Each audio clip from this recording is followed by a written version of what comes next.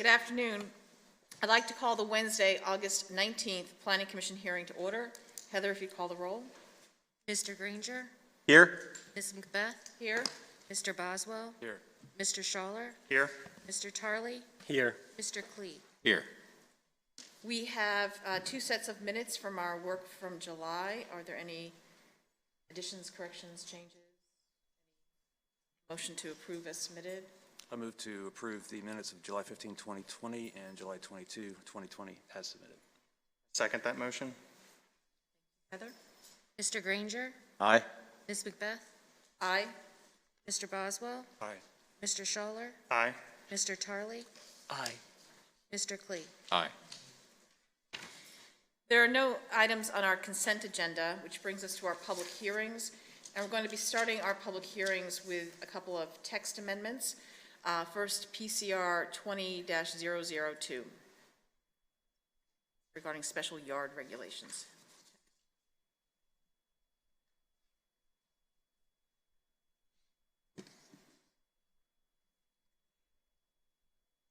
Members of the Board. The Board of Zoning Appeals on November 5th, 2019 directed staff to draft an ordinance for consideration by the Planning Commission and City Council to amend the zoning ordinance to address the encroachment of open decks and porches into side and rear yards. This amendment is due to the number of requests for unenclosed porches that encroach into a required yard setback to become fully enclosed as part of the footprint of the primary structure and thereby making the primary structure non-conforming. Currently, the special yard regulations allow for unenclosed porches, terraces, balconies, and decks to extend 5 feet into a required front yard, 5 feet into a required side yard, and 12 feet into a required rear yard. Heather, could you speak better into your microphone? I'm getting signals that people can't hear you. Oh. Is that better now? That's better. Okay. Unenclosed shall mean no side yard enclosure other than railings that is more than 18 inches in height, exclusive of screens. The proposed ordinance, the following sections of the city zoning ordinance require updating per the attached ordinance in your memo. Amend section 21607C, open decks may extend 5 feet into a required front yard, 5 feet into a required side yard, and 12 feet into a required rear yard, where open deck shall mean a deck with no roof and no side enclosure other than railings, and which does not have a permanent foundation. Add section 21607D, unenclosed porches and balconies shall not project into any required yard areas. Unenclosed porches or balconies shall mean a porch or balcony with a roof, but no side enclosures other than railings or screens. Add section 21607E, enclosure of existing unenclosed porches encroaching into a required setback is permitted only with a special exception. And renumbering section 21607 D, E, and F for those changes. Staff has received several requests for unenclosed porches that currently encroach into the required yard setback to become fully enclosed as part of the footprint of the primary structure.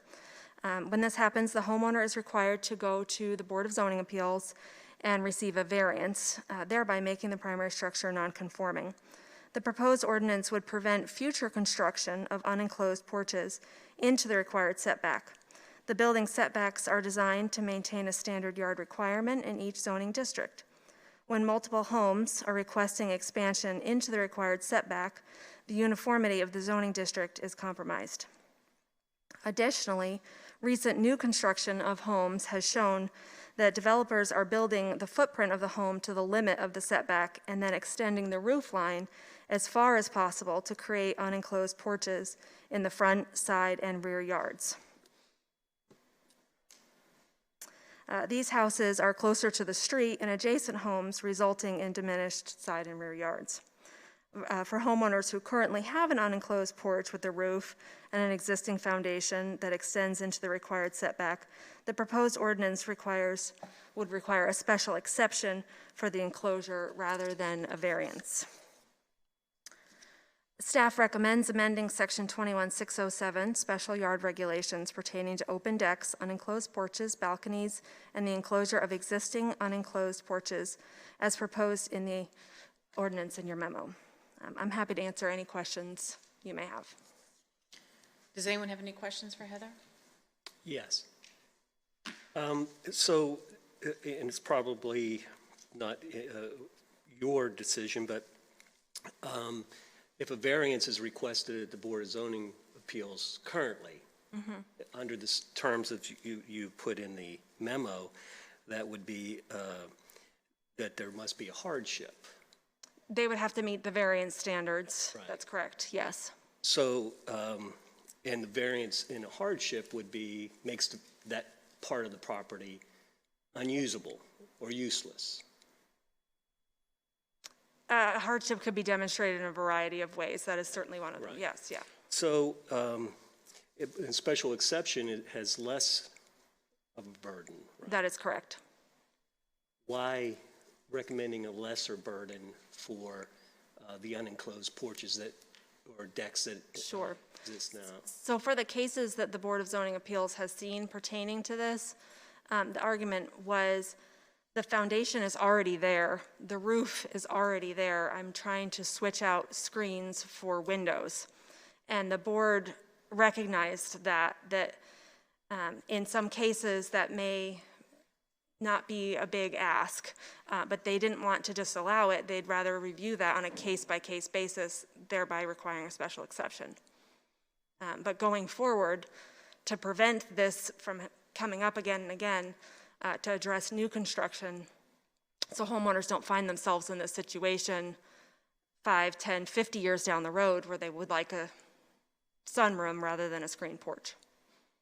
So as far as the prohibition of future unenclosed porches that encroach into the setback, is the issue more front yard, side yard, rear yard that causes concerns, or is it equal? I'd say it's come up equally. I can think of instances of each of them. The case that came before BZA most recently was a side yard. We've recently had a new construction in town that they extended the front yard with a porch and a roof line. And certainly most oftenly, I think we see people with a rear yard screened-in porch that they would like, so all of the above. And right, and the prohibition is mainly to prevent encroaching close to the neighboring structure. That's correct. We would be allowing an open deck, so if you'd like a patio or a deck, that would then need to still meet those 5-yard, 12-yard requirements, or 12 feet requirements. But it's just for the roof line and the foundation that those be contained within the allowable footprint with the side yard setbacks. I guess I have less of an issue with the rear yard unenclosed porch than I would have an issue with side yards. I agree with prohibiting those particular ones, but I have less a concern about because there's many rear yards that don't have anything behind them. That would be dependent on where the property is located. Right. Okay. Any other questions for Heather? I had a quick one, if that's all right. Yes, please. All this hinges really on the roof, right? This is the enclosure is sort of enclosing something that's already under roof. So there are sort of two follow-up thoughts. The first is how are things like trellises accommodated? In other words, would a trellis be counted as a roofed area? Would that be an enclosure? And just since it's not clear, it's not articulated in the proposed changes, I wonder if that's something that ought to be considered just to provide some clarity for an applicant. And then the other is just for the sake of simplicity and minimizing the amount of definitions, I wonder if the roof line is really the thing. So a 4-foot overhang on a roof really does kind of project out pretty far, unusually far, but it's not something that's unheard of. So I suppose it's a question for you. Do you think maybe there's a way to rewrite this or rewrite this a little bit so that it simply talks about the extension of roofs over beyond the building envelope and encroaching into the side yards and into the rear yards that could accommodate all possible configurations in a way that both gives some clarity to this, but also does what's intended, I think, which is to prevent people from kind of manipulating the rules a little bit to enlarge their buildings. Sure, absolutely. We can certainly look into the wording of that. Okay. I would interject that it's really hard to say the roof line, especially for small lots. And the example you gave is the overhang for the roof line. Right. Typically now that's allowed. Okay.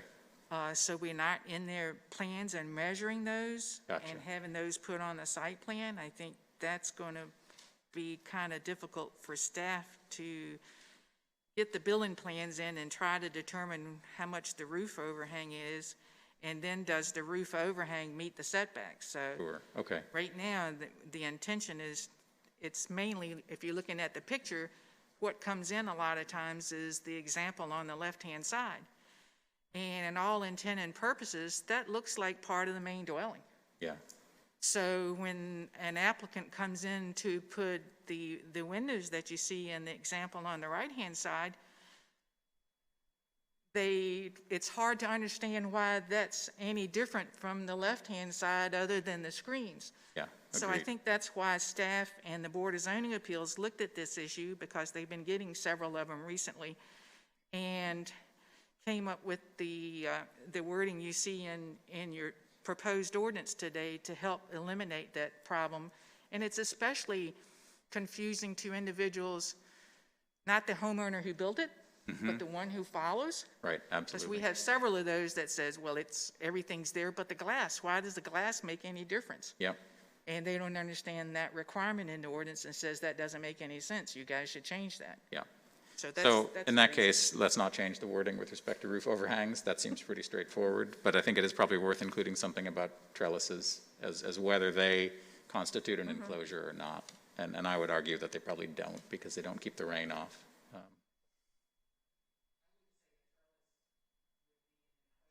Right. That's what I'm saying. Yeah, I agree. I just for the sake of clarity for an applicant, I think that would be helpful. That's all. Thank you. Other questions now? Thank you. So this is a public hearing, so I will open the public hearing. If anyone wishes to come forward and speak on this subject, 20-002, please come forward and state your name and address.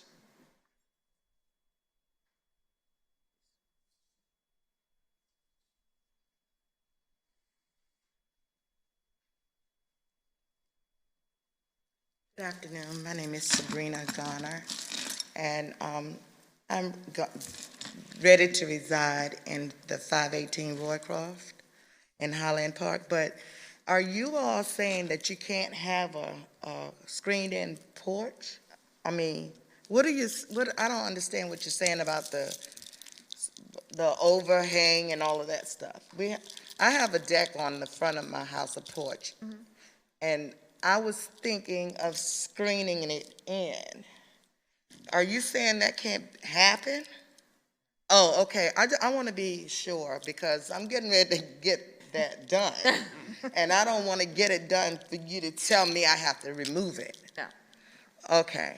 All right. But what about the glass and the, I couldn't understand what the speaker was saying just now. I would think probably the easiest thing how to describe this is we have in our zoning ordinance typical setbacks. Like in a lot of districts, you need to be 35 feet from the front, 25 from the rear, and say 10 feet on the side yard.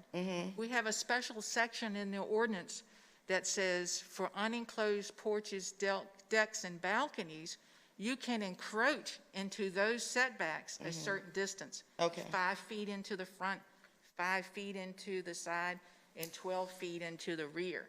All right. So that's the thing that we're looking at. So we're saying if you're doing something like that screen porch you see there, the new ordinance would say that that screen porch needs to meet the beginning setbacks that I told you, the 35, the 10, and the 25, whatever it is for whatever district it's in. Yeah. So that's the issue, because when you look at that screen porch on the left, and the sunroom on the right. Typically, it doesn't look very different to individuals because the roof, the foundation, and everything is there. Yes. So Okay, that's so the issue. if it's already there, then it's okay. And if it's already there and you can't meet today's setbacks, then there's a special exception request that's in the ordinance that's designed for the existing structures. But this prevents new structures. So if someone wanted to put that screen porch on, Oh, yeah. if this ordinance got passed, then that new screen porch would need to meet the setback requirements for Okay, the district. okay, so I'm fine. Thank you. Perfect. Does anyone else like to come forward to speak to this item? Okay. Seeing no one, I'll close the public hearing on this. And so the question that I have as we just start discussion here, I mean, if we're going to, do we need to add this trellis language to this ordinance before we approve it? Or is a trellis, from your perspective, Carolyn, to be so clearly not a roof that we don't need to worry about that? Okay. Okay.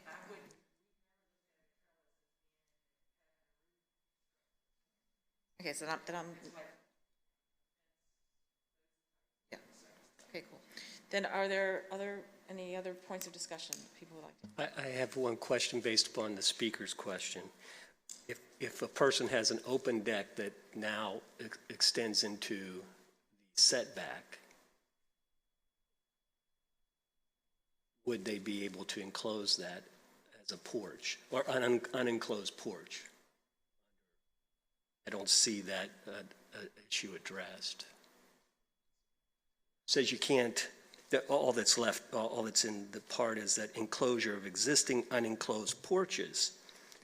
So you have an unenclosed porch, you can request a special exception to add the windows.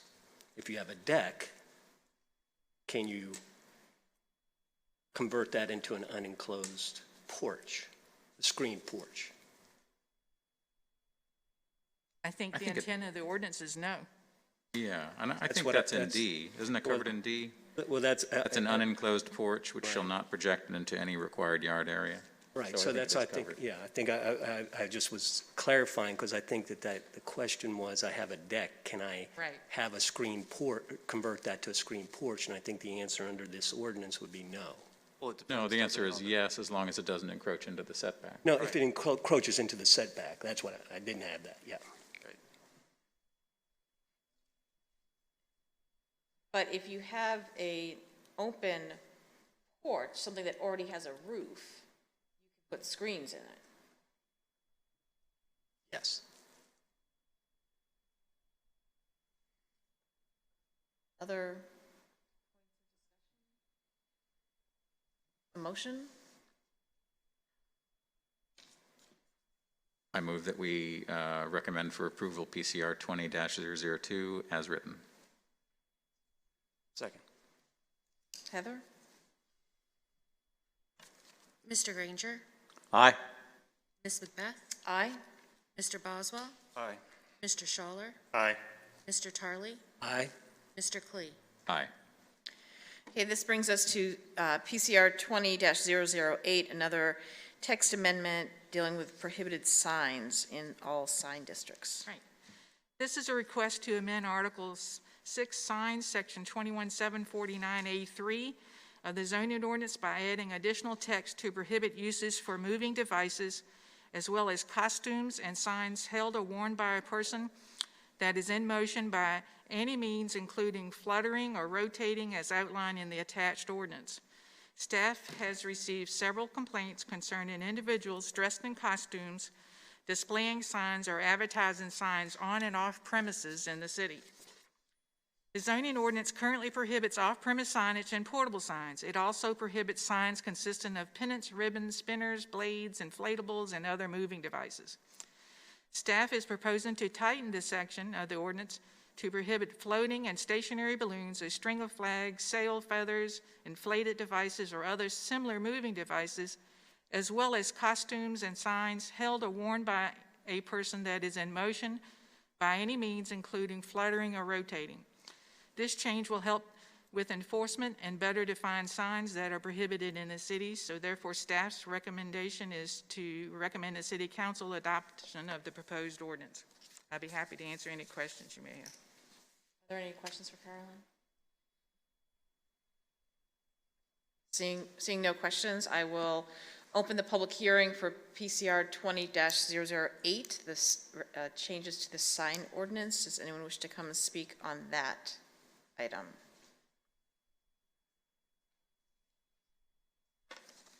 Seeing no one coming forward, I'll close the public hearing. Is there any discussion? A motion?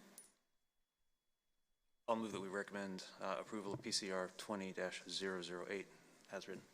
I second that motion. Heather? Mr. Granger? Aye. Ms. Macbeth? Aye. Mr. Boswell? Aye. Mr. Schaller? Aye. Mr. Tarley? Aye. Mr. Klee? Aye.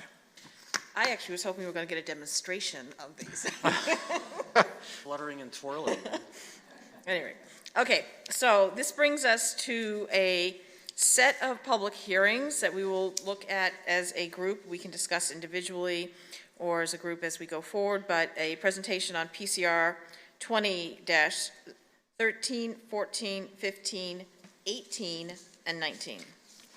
Madam Chair, before we begin, as an employee of the Colonial Williamsburg Foundation, I have a conflict of interest in this set of applications, and so I need to recuse myself from discussion and voting. Thank you. All right, Madam Chair and members of the Commission, the current site at 506 North Henry Street contains a hotel with 200 rooms and 190 parking spaces on approximately 4.7 acres. The other 3 parcels are vacant except to provide access to the Dominion substation at 580 North Henry Street. Castle Development Partners is under contract to purchase 4 parcels from Colonial Williamsburg Foundation, which is the current hotel site at 506, and the 3 adjoining parcels at 504, 510, and 520 North Henry Street for construction of a new apartment complex with up to 162 units as shown on the overhead. The gross acreage of the 4 parcels is 11.33 acres with 8.6 net developable acres. Their proposal is to demolish the existing buildings for construction of multiple buildings as shown on the overhead with up to 162 apartments consisting of 1 and 2 bedroom units. They anticipate approximately 65 to 70 one-bedroom units with approximately 789 square feet in size, and 82 to 92 bedroom units, about 1,300 square feet in size. And these figures exclude balconies. The applicant is proffering 13% of the 162 units at a market rate, reduced rate, to persons earning no more than 80% of the Williamsburg median family income as determined by HUD for the first 15 years, resulting in these units being income and rent restricted if the proffer is accepted.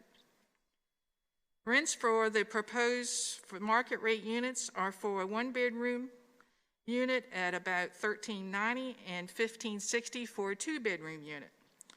For the rent restricted unit, the rates would be approximately $1,112 for a 1-bedroom unit and $1,248 for a 2-bedroom unit.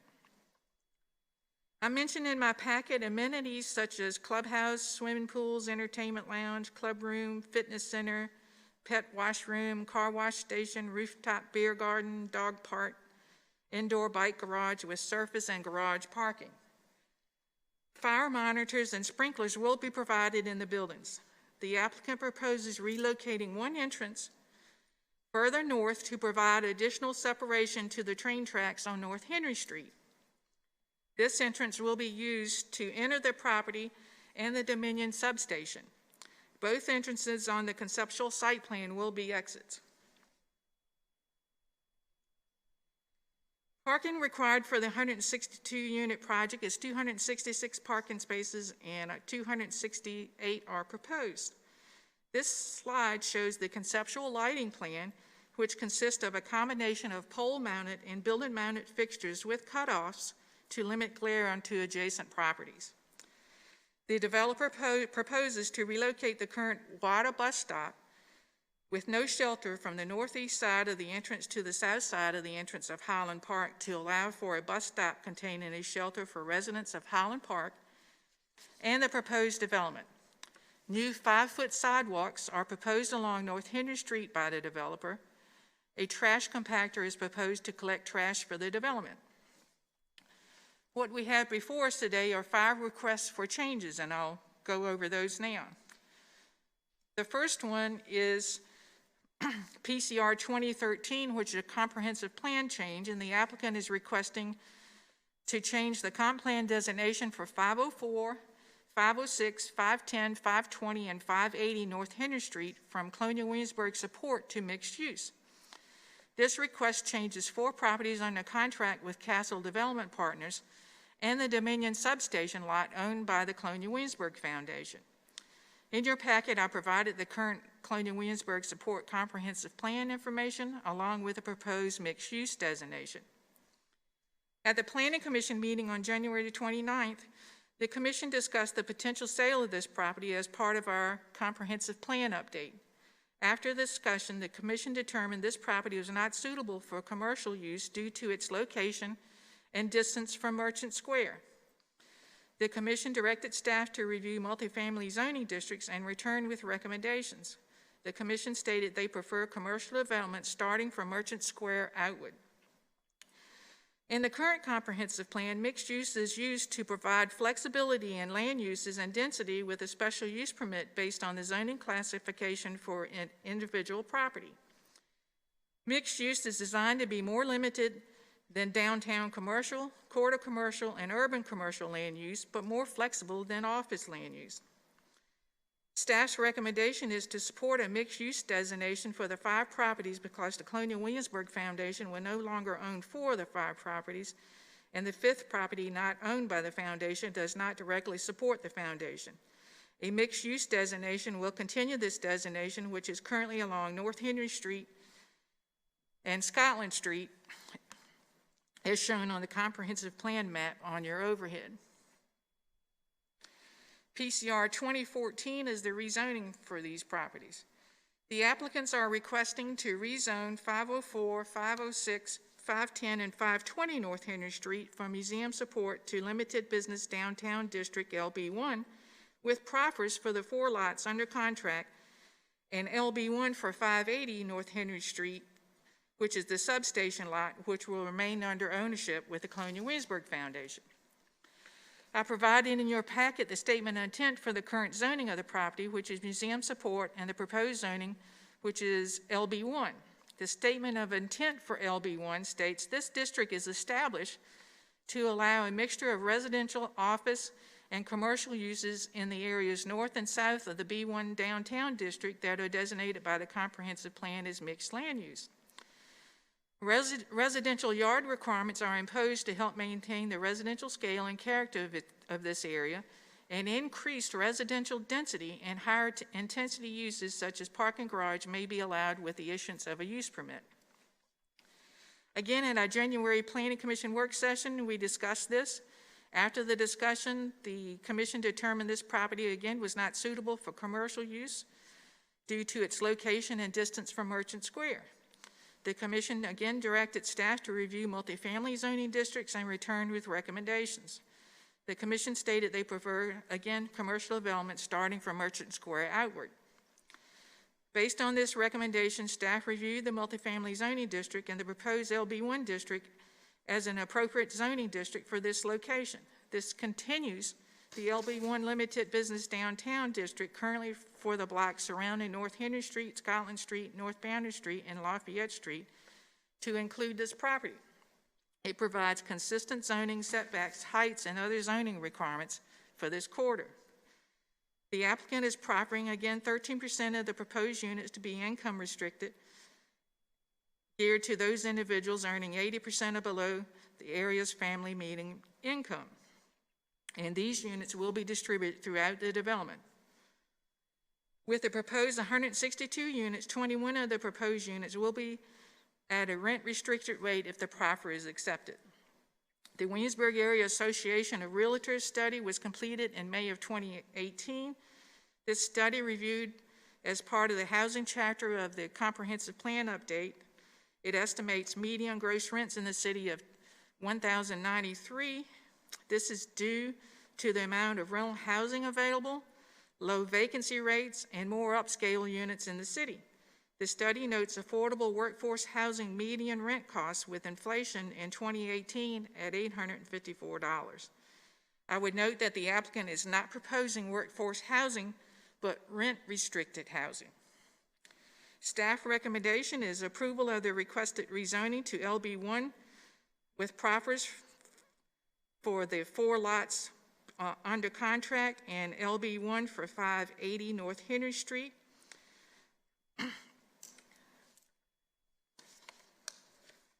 The next request is the special use permit to increase density. This is a request for a special use permit to increase the density allowed in the limited business LB1 with proffers from 14 units per net acre to 19 units per net acre for the 4 properties located at 504, 506, 510, and 520 North Henry Street.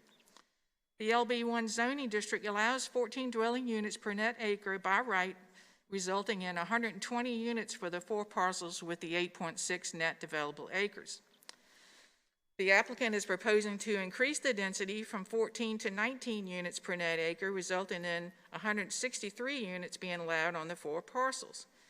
As mentioned previously, they are proffering 162 units, with 13% of the units, or 21 of those extra 42 units, being rented at the rent reduced rate to those earning 80% or below the area's family median income for a period of 15 years.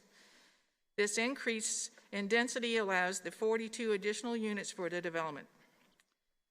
To increase density requires a special use permit being granted, meeting the special use permit section of the zoning ordinance, which I included in your packet. The zoning ordinance also states that in addition, City Council shall consider the quality of the building and site design of proposed development and how the scale and character of the development relates to its immediate surroundings and to the downtown area as a whole.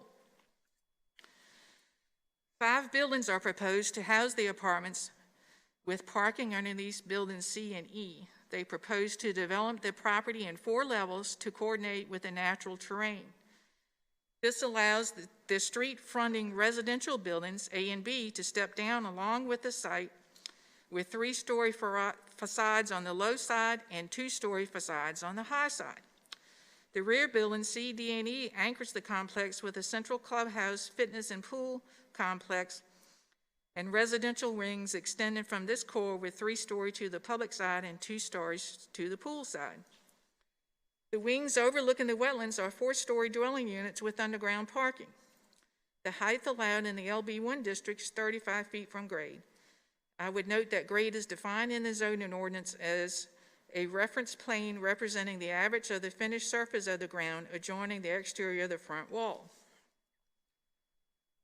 The handout I gave you on the dais is the fire department has expressed concern with the need for a turnaround for fire apparatus at the rear of Building A.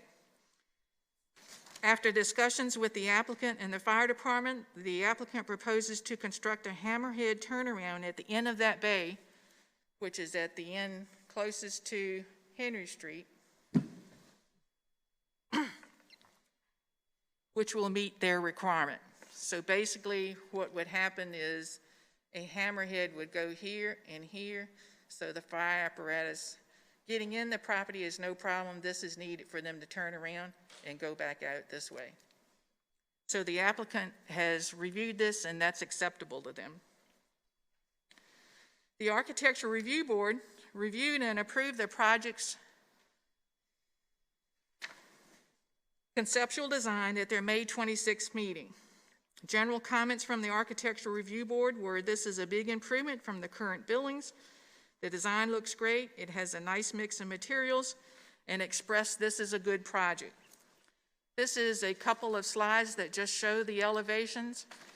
The applicant will have a PowerPoint presentation after mine that will give you a virtual view all the way around the project for your consideration.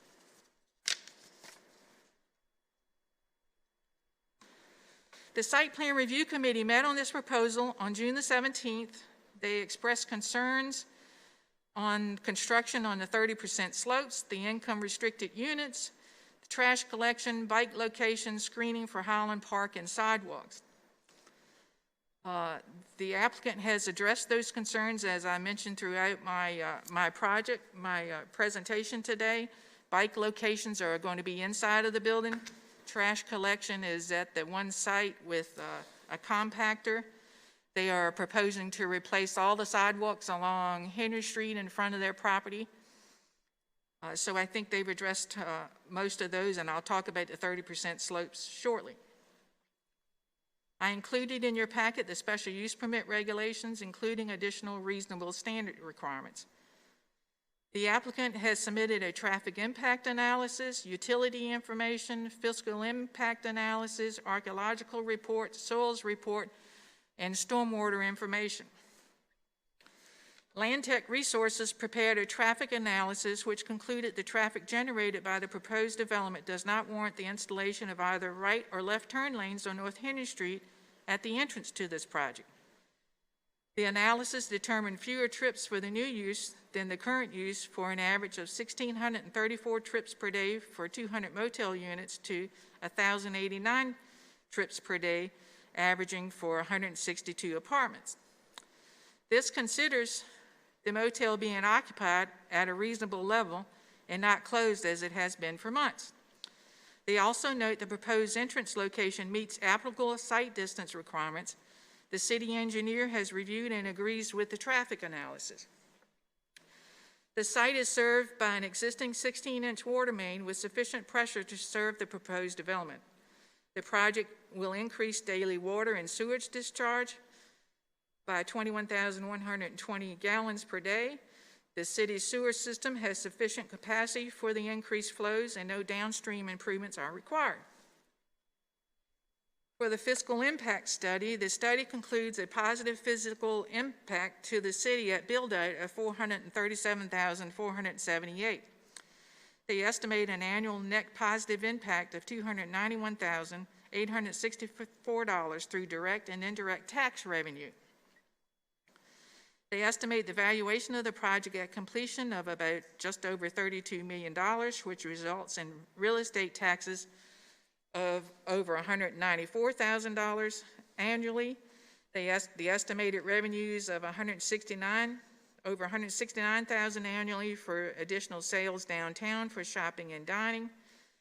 They estimate personal property tax at $193 per person, resulting in just over $73,000.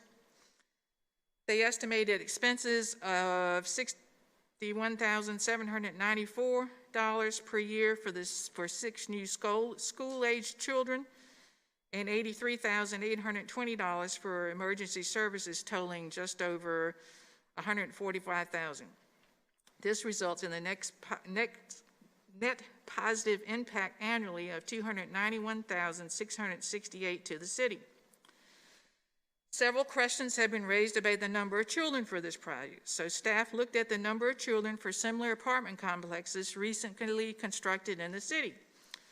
Our apartments in Riverside has 227 units and had 23 children in 14 units, and Sterling Manor Apartments in High Street with 191 units had 4 children in 4 units. Both Sterling Manor and our apartments have 1, 2, and 3 bedroom units. Comparing these two apartment complexes in the city will result in approximately 10 students at the cost of $102,990 annually, compared to the 6 students as estimated by the applicant based on their projects. This project has 1 and 2 bedroom units, which may result in fewer children, as mentioned from the previous 2 apartment complexes. Factoring in the 4 additional students results in a reduction from $291,864 to $257,058 annually to the city, which is still a positive number. Archaeology. These properties are in the Archaeological Protection District, and a report was submitted with this application. The report states the entire property was tested for archaeological resources in 1983. The 83 survey revealed that most of the property had been disturbed but did not contain archaeological resources. The governor's insight had significant disturbance, with the remaining portion have scattered mid-19th through mid-20th century domestic refuse possibly associated with a small farmstead or tenant farm. They report that the lack of intact subsurface features and disturbance across much of the property suggests there is limited potential to gain new information. Therefore, the new study agrees with the 83 assessment and recommended no further archaeological work. The applicant has submitted a preliminary design for stormwater to include underground storage systems to attenuate runoff from the development into the downstream system. They propose to purchase quality credits from the city and will attenuate the flows from the site to meet the proposed text change to develop on 30% slopes, as we'll talk about in a few minutes. The developer held a meeting on August the 6th with the Highland Park residents to review the project and answer concerns they may have on the proposed development. One request from those present was to show clearly the amount of clearing for the project, in which this illustration is one that was done by the applicant that I received since our packet went out. As you can see, the dark blue is sort of the existing, and the white is new. In your packet, I did this, which basically outlined the existing and the additional clearing. So I wanted people to understand that the existing is basically that one area, the first box, and the additional clearing is the second box. So in that area, the trees and such would be removed if this project is approved. The proposal will be in harmony with the comprehensive plan and zoning district if the comprehensive plan and zoning district changes are acceptable. The city's architectural review board has recommended approval of the conceptual design. The development will remove an underperforming hotel and replace it with a development that will bring more individuals to the downtown area to dine and shop. I provided in your packet existing apartment complexes and their density, which indicate a range of densities for apartment complexes in the city. Staff would note that our apartments in the complexes in High Street, the density approved for those developments include commercial and other uses allowed in those developments. The ordinance allows for increased density if the quality of the building and site design of the development, the scale and character of the development in relation to its immediate surroundings in the downtown area. The quality of the building design, the scale and character are in keeping with the downtown area. The Architecture Review Board approved the conceptual elevations and design. From North Henry Street, the development fits into the scale and character of the streetscape. The development is separated from the Highland Park neighborhood by a wooded buffer.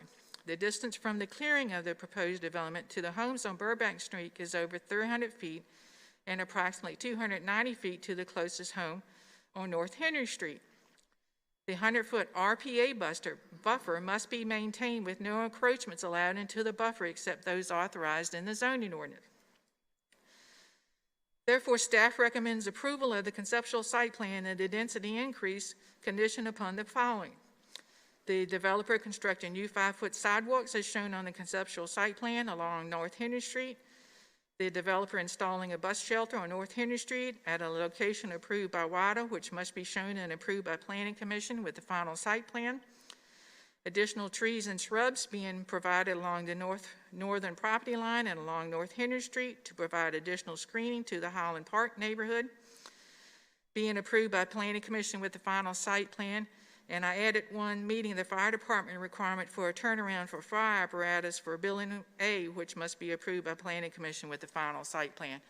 And I would add something to that comment that the first plan that came in for that had a access coming off of North Henry Street in this area, off the Highland Park portion of North Henry Street.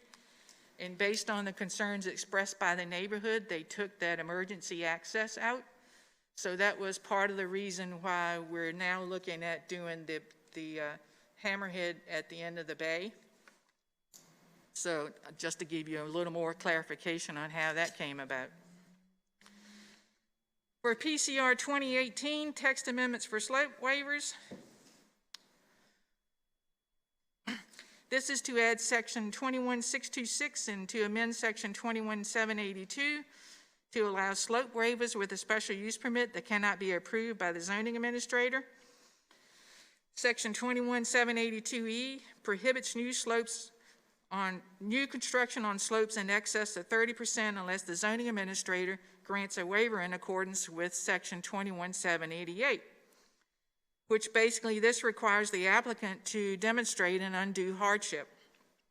The applicant proposes to add a new section and to amend section 782E of the zoning ordinance that gives City Council the approving authority to grant a special use permit if a project contains adequate measures to alleviate any adverse environmental impacts for the encroachment meeting the requirements in the proposed ordinance.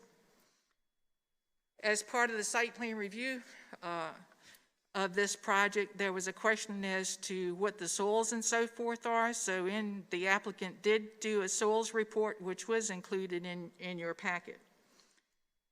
Staff reviewed the initial request and asked if construction on 30% slopes was on natural terrain or field. In the past, approvals were granted for construction on slopes greater than 30% if the slopes were man-made. The applicant hired ECS Mid-Atlantic to perform borings of the site, which determined the slopes were natural and not man-made.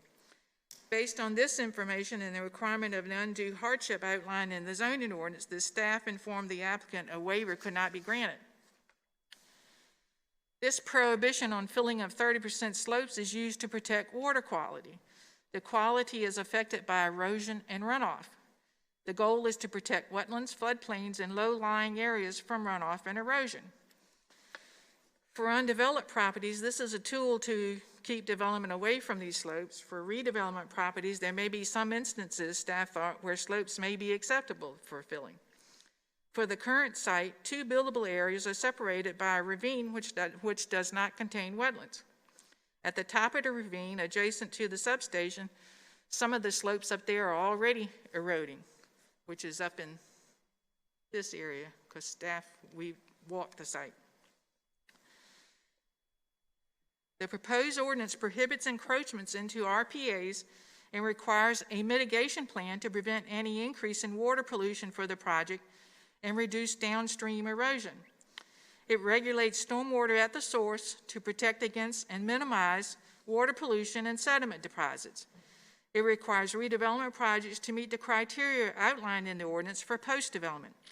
The city's stormwater management program administrator must review and submit a recommendation on the mitigation plan. This proposal gives City Council the authority to grant a special use permit for a specific site if certain criteria are met as outlined in the proposed ordinance. Therefore, staff recommends approval of the text change, which gives City Council the authority to grant a special use permit for construction on 30% slopes based on with on-site specific meeting the criteria contained in the zoning ordinance. Lastly, PCR 20-19. This is a request of Castle Development Partners on behalf of the Colonial Williamsburg Foundation for a special use permit to encroach into 30% slopes for the redevelopment of the Governor's Inn site for a proposed construction of up to 162 apartments associated with infrastructure at 504, 6, 10, and 20 North Henry Street. The areas with 30% slopes are highlighted in dark blue on this drawing. As I mentioned previously, the applicant recommended a text change, which has now resulted in a use permit to construct on these 30% slopes as shown on the conceptual site plan. They note the site contains isolated slopes in excess of 30%, no construction will be in the RPA, and a mitigation plan has been submitted to reduce downstream erosion and prevent any increase in water pollution. It will regulate stormwater runoff for the project at the source to protect against and minimize water pollution and the disposition of sediment from the proposed development to tributaries, buffer areas, and other sensitive environmental lands. The plan has been reviewed by the city's stormwater management program administrator, who has determined the plan meets the proposed ordinance requirements, resulting in a reduction of post-development runoff below the pre-development levels. One of the comments from the Highland Park neighborhood was a cross-section on the relationship of the development to homes in Highland Park. Since my packet's gone out, the development has provided a cross-section in which this shows a home. You can see across the development there is where this cross-section is. And that shows the Highland Park neighborhood houses in relationship to the proposed development. Staff has reviewed the request and recommends approval conditioned upon the final site plan meeting the ordinance requirements and providing a post-runoff reduction from pre-construction runoff. In summary, staff has reviewed the request and notes the following.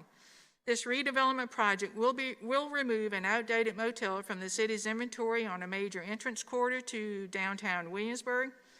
The comprehensive plan change and rezoning requests for a multifamily development are in line with Planning Commission's visions for the property when it is sold by the foundation. The development creates a residential use that is compatible with adjacent neighborhoods. The site is not a viable commercial use property due to its distance from Merchant Square and its separation by the train tracks. A high-quality development with associated amenities is proposed to replace the existing outdated motel buildings. The development will provide additional customers to shop and dine downtown, which will increase downtown's vitality. The new development, with a cost of over $32 million, will add additional real estate values well above the current value of the property of the 4 parcels. Therefore, staff recommended the following on each, based on the analysis for each of the cases. For the comprehensive plan change, PCR 2013 approval from Colonial Williamsburg support to mixed use for 504, 506, 510, 520, and 580 North Henry Street. For the rezoning from MS to LB1 with proffers, staff recommends approval of the rezoning from Museum Support MS to Limited Business Downtown District LB1 with proffers for 504, 506, 510, and 520 North Henry Street, because this will allocate 21 units for 15 years with a rent reduction and limits rental of those units to persons earning 80% of the median family income. Staff recommends 580 North Henry Street being rezoned from MS to LB1 to be consistent with the adjacent zoning for the other lots without any proffer.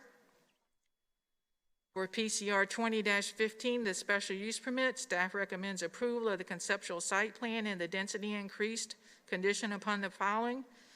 The developer constructing the new 5-foot sidewalks as shown on the conceptual site plan. The developer installing a bus shelter on North Henry Street at a location approved by WADA, which must be shown and approved by Planning Commission with the final site plan. Additional trees and shrubs being provided along the northern property line and along North Henry Street, provide additional screening to the Highland Park neighborhood, being approved by Planning Commission with the final site plan. And the added one of meeting the fire department requirement for a turnaround for fire apparatus for Building A, which must be approved with the final site plan. For the text change for slope waivers, staff recommends approval of the proposed ordinance.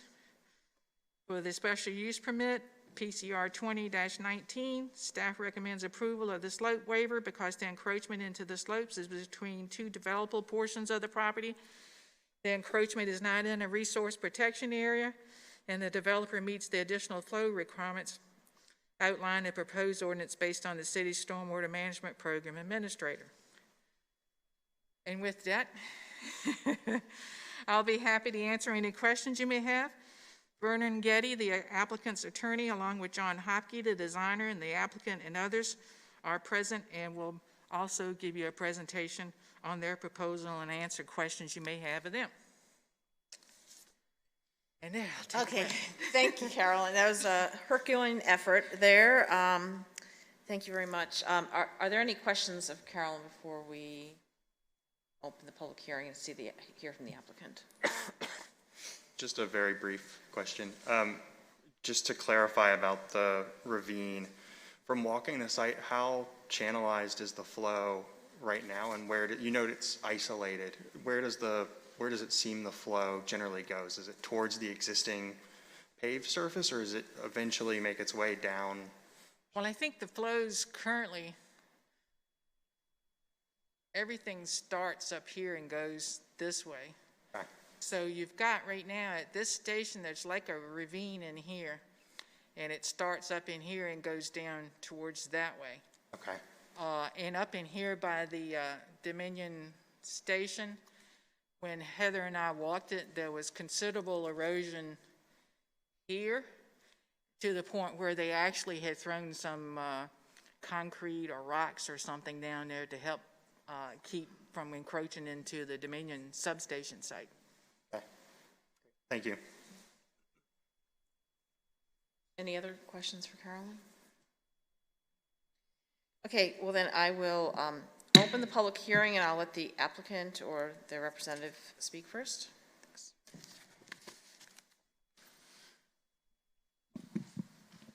Madam Chairman, members of the board, I'm Vernon Getty. It's my pleasure to be here representing Castle Development Partners.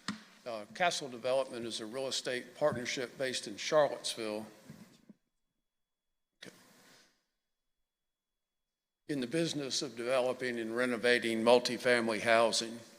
Castle and its principals have 30-plus years experience and have developed more than 6,000 apartment units and currently control or own more than 3,000 units. Tommy Niles, one of the three principals of Castle, is the person in charge of this project, is a local resident and is sitting right here with us. Also with us are, of course, John Hopke, Greg Warren with Land Tech Resources.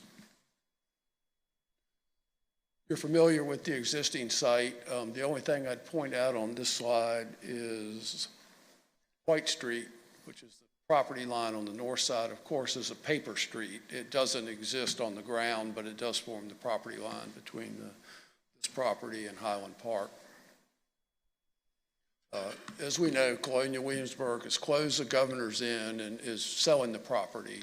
It's decided it doesn't need this property to support its mission, and Castle has a contract to purchase the property contingent on getting the necessary approvals. Their proposal, as Carolyn has outlined, is to develop this site, really redevelop this site into a Class A multifamily community with a net density of up to 19 dwelling units an acre with a mix of 1 and 2 bedroom apartments. At this point, I'm going to ask John to walk you through sort of the design quickly, and then he's going to fly you around the I'm John Hopke with Hopke & Associates, and That's the point. that's the pointer, okay. And where we really began was looking down the street at Merchant Square, because we knew we wanted to do something that had the same architectural density and character of that whole area. And kind of as a prototype, we looked at the Goodwin building. Not that we could replicate the Goodwin building, but it's kind of a nice model to look at it for doing a residential building, because it the way it's assembled, it's a much bigger building than it looks. It has a smaller sense of scale, and so that's what we were trying to achieve in this. We know our building footprints are pretty good size to get the number of units in here to make it viable, but we wanted to bring down the scale and sort of fool your eye into thinking it's a smaller development than it is. So the very first thing we did, if you can see up here, we divided it into multiple buildings, but then we turned the buildings endwise so that as you're walking down Henry Street, you would experience the ends of the building, so they seem smaller. And then it's a really challenging grade, as Carolyn pointed out. But the part that's developed already is somewhat terraced. And so we kind of picked up on that idea and realized that the higher part of the site over here is roughly 10 feet higher than the middle part of the site. So we emphasized that. So we made this kind of the high plateau. And then the central street, if you will, boulevard, is 10 feet lower. And then we go down another 10 feet to here. So these buildings, A and B, can be 3-story on one side and 2-story on the other. So they kind of step down with the site and keep that smaller sense of scale. And as you go back to the site is where you run into this bluff that's along here. And so what we did is we let these buildings here sort of crawl over that bluff. So it's about a 30-foot, drop from this side to this side. So it really turns an erosion problem into a design opportunity. And so these will have nice views, into the wetlands here. And even though there's fairly high density, you'll feel like you're out in the country. And so the way that lays out, let's see, what do you, the middle one? Oh, okay. I'm ready. So three-dimensionally, it works out something like this. What we did is we broke up these buildings with gables that intersect a central mansard. So all of the HVAC units are in a well on the roof, so you don't see them everywhere. And then we change up the materials between the gables so that it appears like it's multiple buildings all put together, just like what was done with the Goodwin building. And we know we can't reproduce that sort of building, so this will have more contemporary detailing, but massing-wise and conceptually, it'll be similar.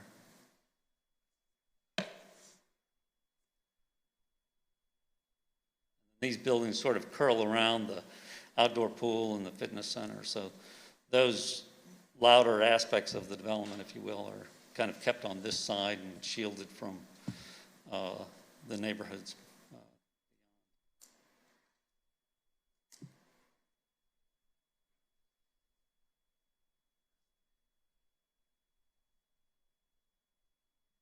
Pretty much it. Are you done with me? As I mentioned, it will be 1 and 2 bedroom units, and I apologize for the length of this next bullet, but it gives you an idea of the extent of the amenities that will be provided at this site, and I won't read it to you. Carolyn's mentioned most of them, but it will be highly amenitized, and it would really be a neat place to live. Just some pictures showing you what it looks like now, and some of John's artwork showing what it might look like.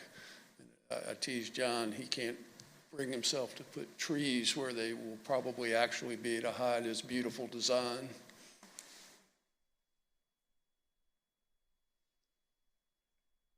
Reflects the new entrance moving to the north.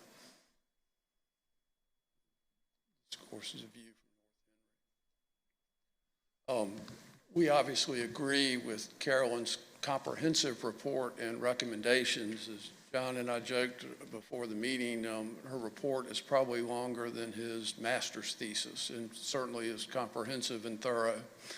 The applicant has worked very hard with staff to address issues as they've arisen, whether from the staff, the site plan review committee, or neighbors.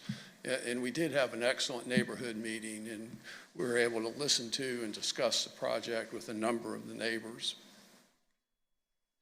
I'm certainly not going to repeat Carolyn's wonderful presentation. I do want to just comment on 2 of the applications. On the SUP for the increased density, I think all the benefits that Carolyn has listed in her report, and I'm going to summarize momentarily, more than justify the increased density for this project. It's not just the price and rent restricted units, it's the whole array of benefits that come from this. And looking in her report at comparable apartments that have been recently approved in the city, this would actually be at the low end of the density range seen in those different projects. On the slope SUP, as has been discussed, I think this really is a situation where building on the 30% slope results in better protection for the environmentally sensitive areas here than not. This is a sort of unique situation where you have these isolated slopes with developable land on either side of it. Plan John has of sort of wrapping the slope and cutting the buildings into them will in fact prevent erosion use of the underground stormwater detention will result in a reduction in post-development runoff below the pre-development level. So it will improve the situation. We understand that those wetlands and that buffer is very valuable, visually and in terms of wildlife habitat and just general quality of life. So it will be protected. Several of the, Carolyn's mentioned many of these, I'll touch on them briefly. Issues neighbors have mentioned, one was lighting, and she has shown the lighting plan. They will all have cutoffs, so light will be directed down and into the site, so you won't have spillover that would adversely impact the neighbors. The water bus stop would be moved to location here and shelter at it, so that would be a benefit. She mentioned there would be new 5-foot sidewalks along the entire North Henry Street frontage of this project, so improving pedestrian access for everybody into town from here. And again, getting back to the buffer, you can see this is an aerial photo, the amount of trees, and this is about the clearing line, so pretty extensive buffer there. And you saw the profile section showing the relative elevations of both the buildings and the trees. So we think it's a very well buffered site. And again, the stormwater management that would be employed here will result in less runoff than development. To summarize the benefits, this is a redevelopment of a closed, rapidly deteriorating, and outdated hotel. Replaced by a high-quality multifamily community with a full array of amenities. We think it's a superior design. And, having been in the virtual meeting with the ARB, I can tell you it was enthusiastically approved by the ARB. Residential use is compatible with neighboring development. It's a well-buffered site. 13% of the total number of units are price and income restricted. Project will bring residents within easy walking distance of downtown. I think it's 4 blocks into Merchant Square area, bringing customers for businesses and increasing downtown vitality. And it does have a positive fiscal impact on the city. So for all those reasons, we would ask you to recommend approval of each of the various applications as Carolyn has recommended to City Council.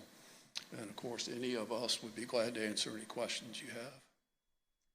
Are there any questions of the applicant before we continue the public hearing? I'll ask a question or two. I don't know what the average school teacher or first responder in our area makes, but I wonder if the school teachers, first responders, Colonial Williamsburg interpreters, those people will be able to afford one of these apartments. I don't know their salaries either, Greg. Those restricted apartments, we're using the HUD definition of low income, which is 80% of area family median income. So that's what it's based on.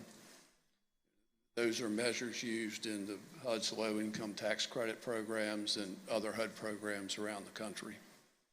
Okay. Any other? I have a question. I'm sorry. Oh, I'm sorry. I was just going to follow up, Mr. Granger's. Mr. Getty, I don't know. Mouth's not moving. At the site plan, there was the proposal for the price income restricted apartments did not have a time limit on it. Could you speak to why there's now a 15-year sunset for that? Yeah, I can. A little bit of a trade-off. At that point, there was 10% of the units were proposed to be price restricted. So the number of units that are restricted have been increased, but also 2 other factors. Unlimited restriction like that can adversely affect conventional financing for a project, and that became a concern for the applicant.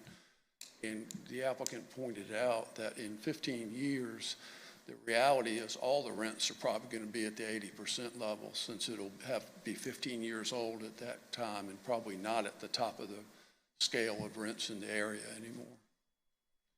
Tommy, would you want to add? Yeah, just to add, I mean, the reality is that the newest, it costs the same, a 2x4 costs what a 2x4 cost. So you don't see a lot of new construction at the affordable level without, excuse me, significant financial support. And down the road, properties as they age become the prices, while they might be very nice, they're no longer rent leaders in the market. So we don't feel like that is necessary, and we have work to the property down the road. That stipulation can affect the financing. Thank you. John? Yes, I had a question on the sidewalks. You had mentioned it was all along Henry. What does that mean? How far is it proposed that? So it would go from here, property line, up to the property line at the railroad right away. How about, I think some of the questions were, you mentioned the walkability. How does that play into getting across the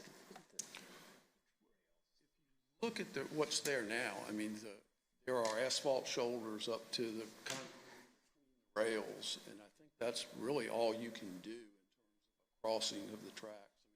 I mean, we could certainly stripe an area, but in terms of other physical improvements, I don't think there's anything else you can do. And I assume, and of course, that's all subject to CSX. And I assume because of them being constructed, they will be. Have to be. Didn't mention, although it's in the packet, about the traffic and that there's no left turn lane. Right. Can you explain that a little bit? Sure. Land Tech did the traffic study, and looking at peak hour traffic from this proposal. Can you speak into the mic? I'm sorry, looking at John. Land Tech's traffic study looked at the peak hour traffic expected to be generated by this proposal and plugged those numbers into the VDOT turn lane warrants to determine if turn lanes or a taper were required. And doing that analysis, they were not required. So that's why they're not proposed. I think that's something the city engineer has looked at and concurred with.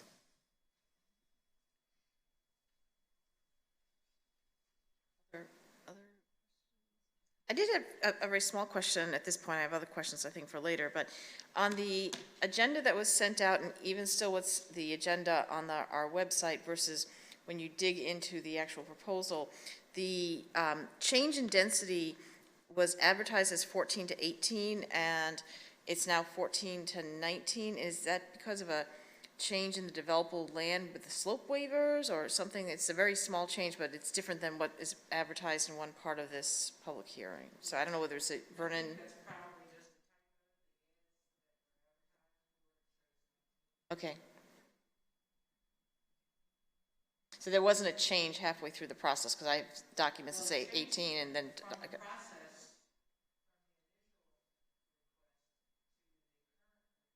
Yes. Right. Our very first discussions. Okay. Increased from the first submittal to the second submittal. Okay. Okay, cool. Okay, so the other things I have to say are fine for later. Anyone else? applicant? Okay, thank you. Great, thank you very Presentation, much. thank you. So now we'll open up the general, we're in our public hearing already. We'll open up the public hearing to anyone else who'd like to come forward. If you'd like to please come forward, state your name, and address the commission on this item.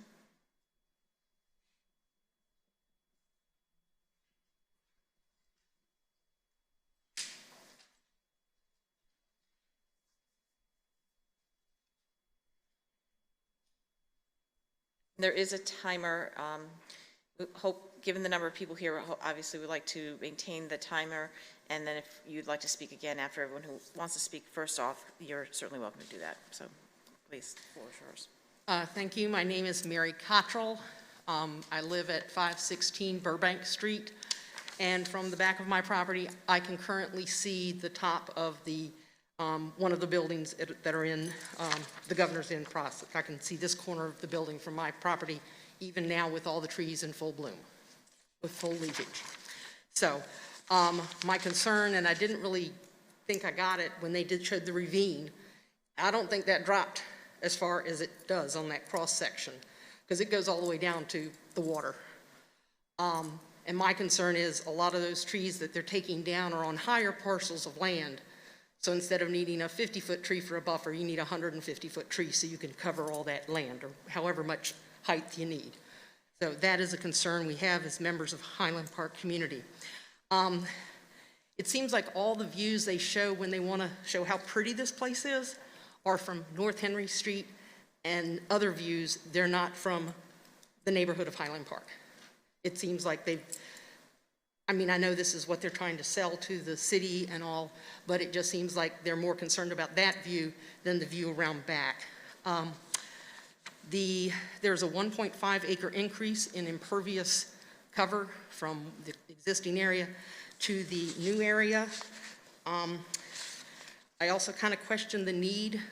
What is the capacity that we need for these apartments? I mean, are all the other apartments like at 80% capacity, or where are we with the need for this additional thing? I mean, I have no problems with taking the Governor's Inn down, and I am a Colonial Williamsburg employee, I will say that too.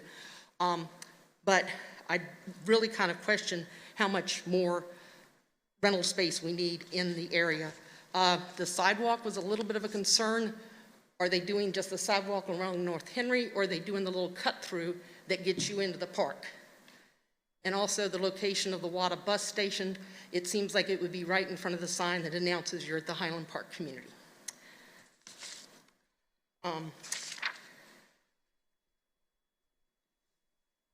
Oh, and it did kind of concern me a little bit when you ask about why the lower income units were going to go away after 15 years when they announced that, well, the property won't be as desirable, so we can't rent it for as much. If it's going to go down in value, I have questions about that. Thank you. Who else would next like to come forward and speak?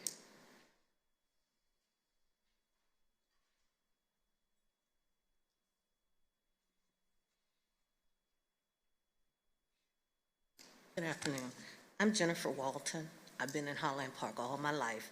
I live at 510 Burbank Street. Me and Mary are actually neighbors. So the concern is, like she stated, when you take down those trees, I don't want to see your residents looking at me when I come out my back door, as well as I don't want them to see me. I also want to know what type of renters are they expecting with the restricted income. I know I heard some, I guess, low-income housing apartments, or no? No, the apartments are the same quality as all the other apartments in the complex. It's just that some will be for modest income Okay, because workers. like I said, our yards back up to this. And I guess the new entrances, I was trying to hear, and certain things I couldn't hear from back there. The entrance, I know on one of them it was saying there was going to be an entrance off of North Henry Street. Yeah, that's not the best picture. Going back to their overall site, there we Yeah. go.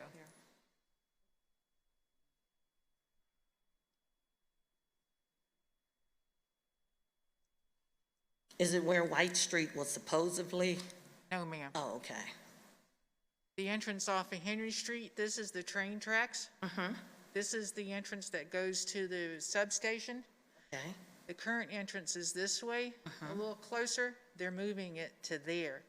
This is the portion of Highland Park that goes into your neighborhood, the North Henry Street that goes into Highland Park.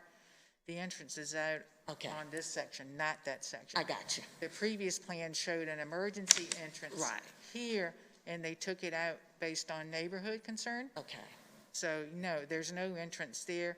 And the intent for the sidewalks is all the sidewalks on front of the property will be replaced with a 5-foot sidewalk. Okay. Now, if you could go to one of the pictures that showed the actual property that's being proposed, and they were talking about what trees are leaving and what trees are not going to be going. There you go. That's the existing, this area. Right. This is the additional. So that's the areas the trees will be removed. This is the ravine. Okay. This is White Street. Right. And this is the Highland Park I neighborhood. know where we are. Right.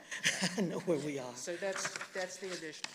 Okay, now, when they're taking down the trees and they're putting up, and I was listening to the gentleman speak as far as the 4-foot story buildings or 3-foot, and some are higher than others. I'm trying to get a visual of where the higher ones or lower ones and adjacent to where those lots are in Highland Park as to what I'm expected to see when I come out my door.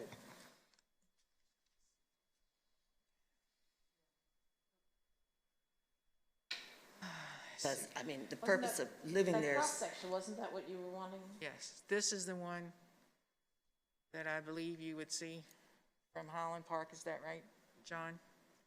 So this is the elevation that So faces I'm going to you. see the buildings. Well, you've got to remember that there is that buffer of trees between you and them, but this is what that elevation would look like. Okay, I'm trying to get a visual of how much over the trees is it going to be, or is it not going over the trees? It will not go over the trees. That's the... There's the elevation. So here's the cross-section. Here's that 4-story section. Here's, it goes, and he's showing it coming down and then go into there. So you have a Hard to buffer see of from that trees. because the houses are not that close to the trees. Okay, and I had another question. I know it's a timer and I probably run over mine. As far as, I know they said something regarding putting up a fencing or something to denote the apartments.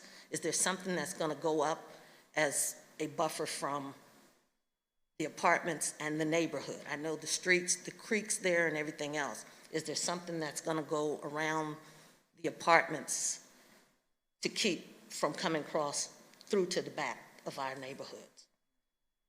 There's no fencing proposed. You mean from this area? Yes, No, to go there's no around the fencing apartments. proposed. There's no fencing. There's nothing proposed. going around it. No. Thank you. Thank you for voicing your concerns. So the next speaker, please.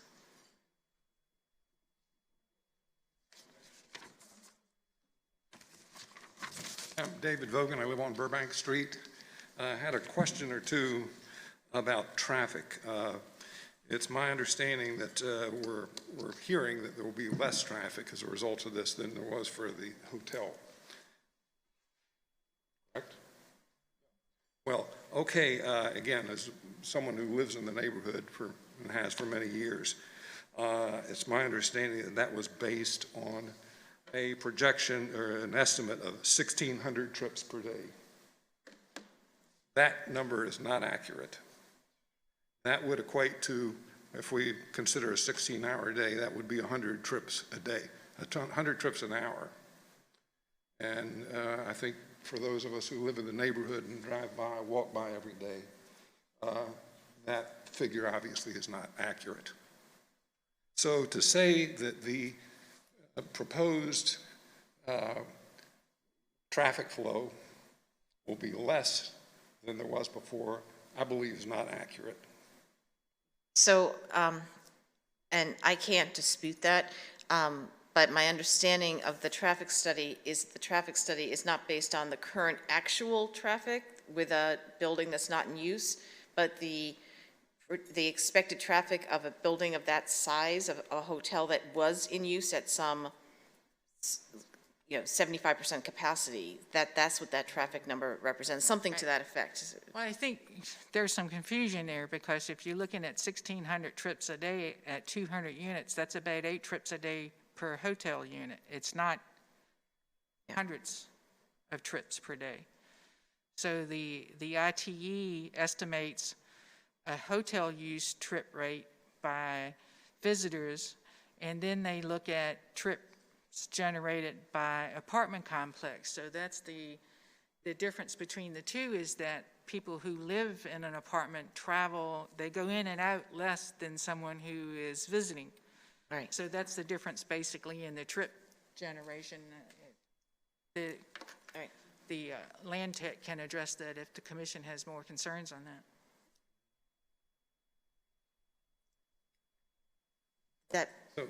Does that make sense, or is it just? Well, added to that, we see the number of spaces that are existing and the number that are proposed.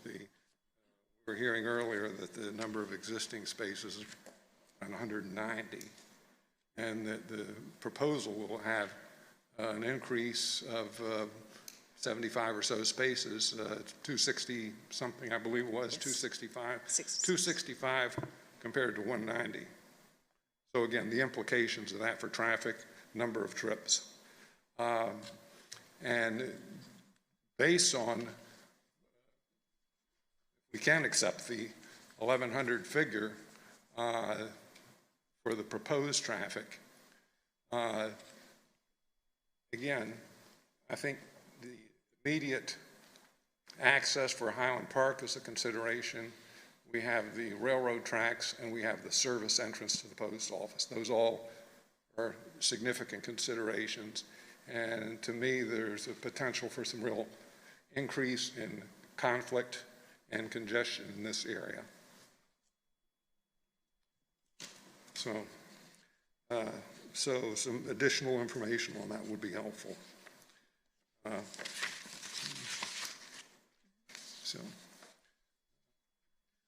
One other, if I might, one other issue that I have not heard addressed, and I think it's related to some of what we're dealing with in these proposals, these revisions to the existing requirements. I've heard no discussion to date about the issue of hazardous materials.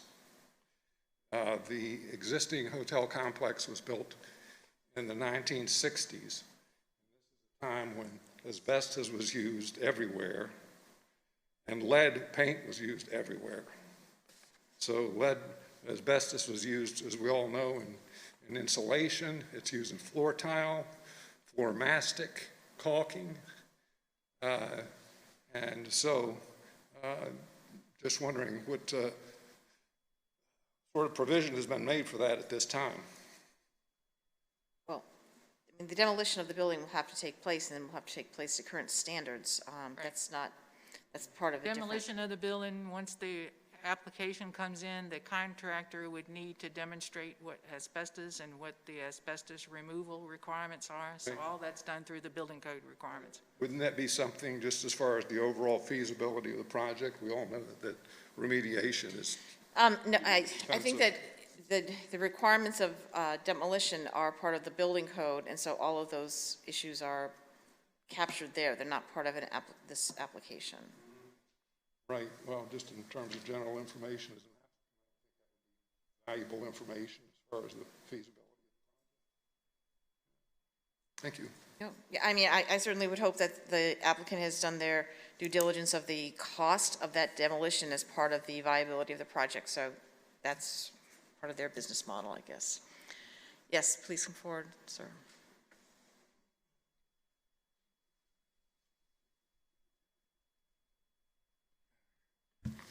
Good afternoon. I'm Robert Walton. I own that 510 Burbank. My wife was just up here. The I guess my biggest concern, as the gentleman said, the property was not going to be fenced in. I remember at one time there was a discussion about wildlife. We have quite a bit of wildlife, a lot of deer, especially in my backyard because I have fruit trees, okay? And so we don't run them off, and so they really don't run from us, okay? So that will be a concern if you're not fencing that property in, because how are your tenants going to respond to that with deer coming up into your property? That would be one concern that I would have. Now, my biggest problem that I've had was keeping bow hunters out. Okay? We don't need that, you know, especially with, if there's going to be kids, at least keep them restrained within to your property. All right? Don't let them run wild and come off into there and hopefully don't get shot by a bow. Okay? But that is my concern. And my wife, I asked her about the 13%. Why 13% of the units going to special income? I'd like for the gentleman to answer that for me. Thank you. Thank you.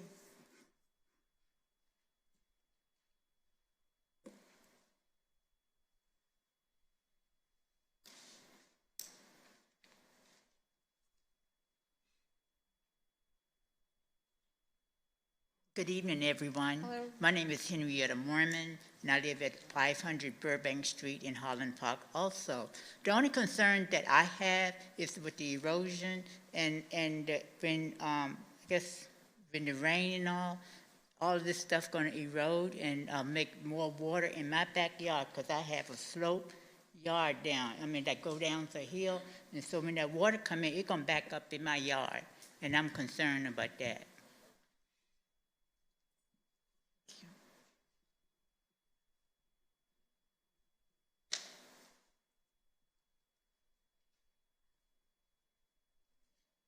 Hello. Good afternoon. My name is Jennifer Howlett. I live at 608 North Henry Street. And I just had a couple of points. I wanted to dovetail off of what your question was in terms of the population that this apartment is going to be targeting. I don't think it's going to be for teachers or for first responders. In our community meeting that we had, which I do want to acknowledge, something has to be done with the governor's inn. And the meeting that they provided us was very detailed. They answered all our questions. But one of the things that they brought up was a lot of their residents, their renters, they see a 3 to 5 year overturn. So every 3 to 5 years, you've got a new set of occupants in these buildings. And my concern is, what is that going to do with the community aspects? How are they invested in the community? How are they looking at building up the community, being a part of the school? Even if there is only 4 kids, those are kids that are coming and going. I work at Matthew Whaley. I'm a teacher assistant there. I know what the population, how we're overcrowded at Matthew Whaley. But, you know, my largest concern is if you're looking at an apartment complex of that many people and the overturn is about 3 to 5 years, that's a pretty transient community, which really does sort of color the area. And I do also, the second thing is to talk about where the WADA bus stop is going to go. They did not mention that during our community meeting, that they were looking at the corner of North Henry Street and 132, where our Highland Park sign is right now. I don't know about anybody else that lives in the neighborhood, but I don't know if I want to have a covered bus stop on the corner of the entrance of our neighborhood. It just, you know, doesn't seem like that would be very appealing.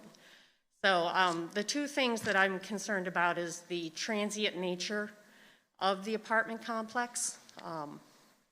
not really building the family community feel, not plugging into the people that are working in the fabric of the community, and where that bus stop is going to be. Thank you. Thank you. Yes, please come forward.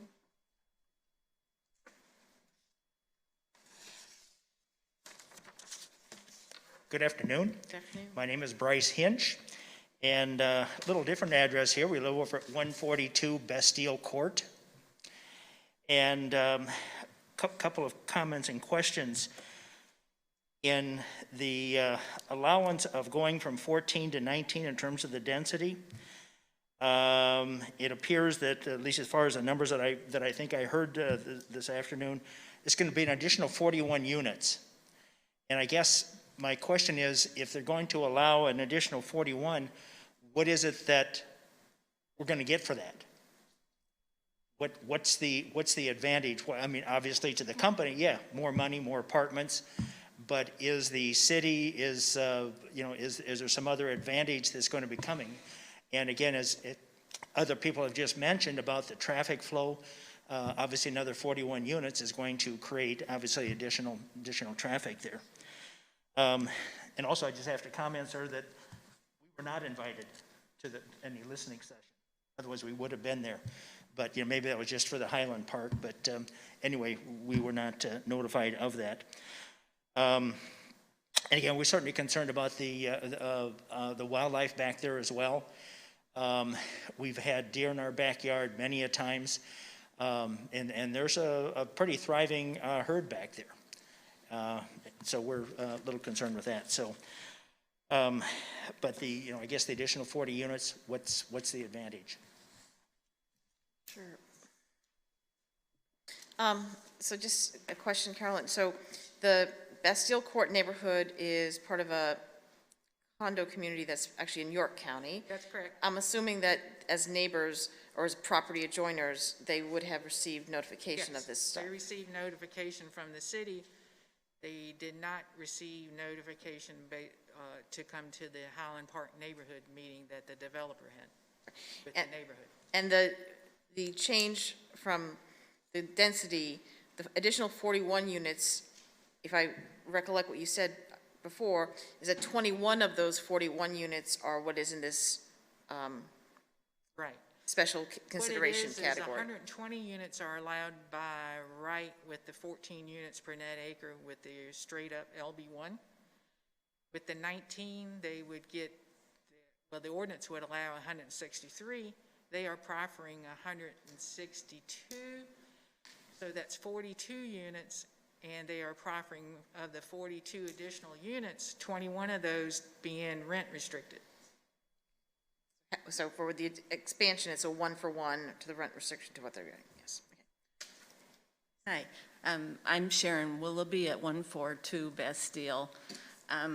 This is really kind of late, but I'm thinking, why wouldn't this development have taken advantage of this pretty land? Like the gentleman from Highland Park said, there's a lot of deer back there. There's a lot of owls and great birding. And instead of cramming every available apartment in here, how about lowering those buildings, taking them down a story so you don't impede the Highland Park people who have a beautiful neighborhood. Make it more attractive to people that want a pretty neighborhood instead of just high density housing. I see no relationship between the Goodwin building and these buildings. It looks like an urban apartment complex, and I'm kind of disappointed about that because Williamsburg has been such an attractive city. So I'm too late to doing good, I suppose, but thought I'd say that. Who would like to come next?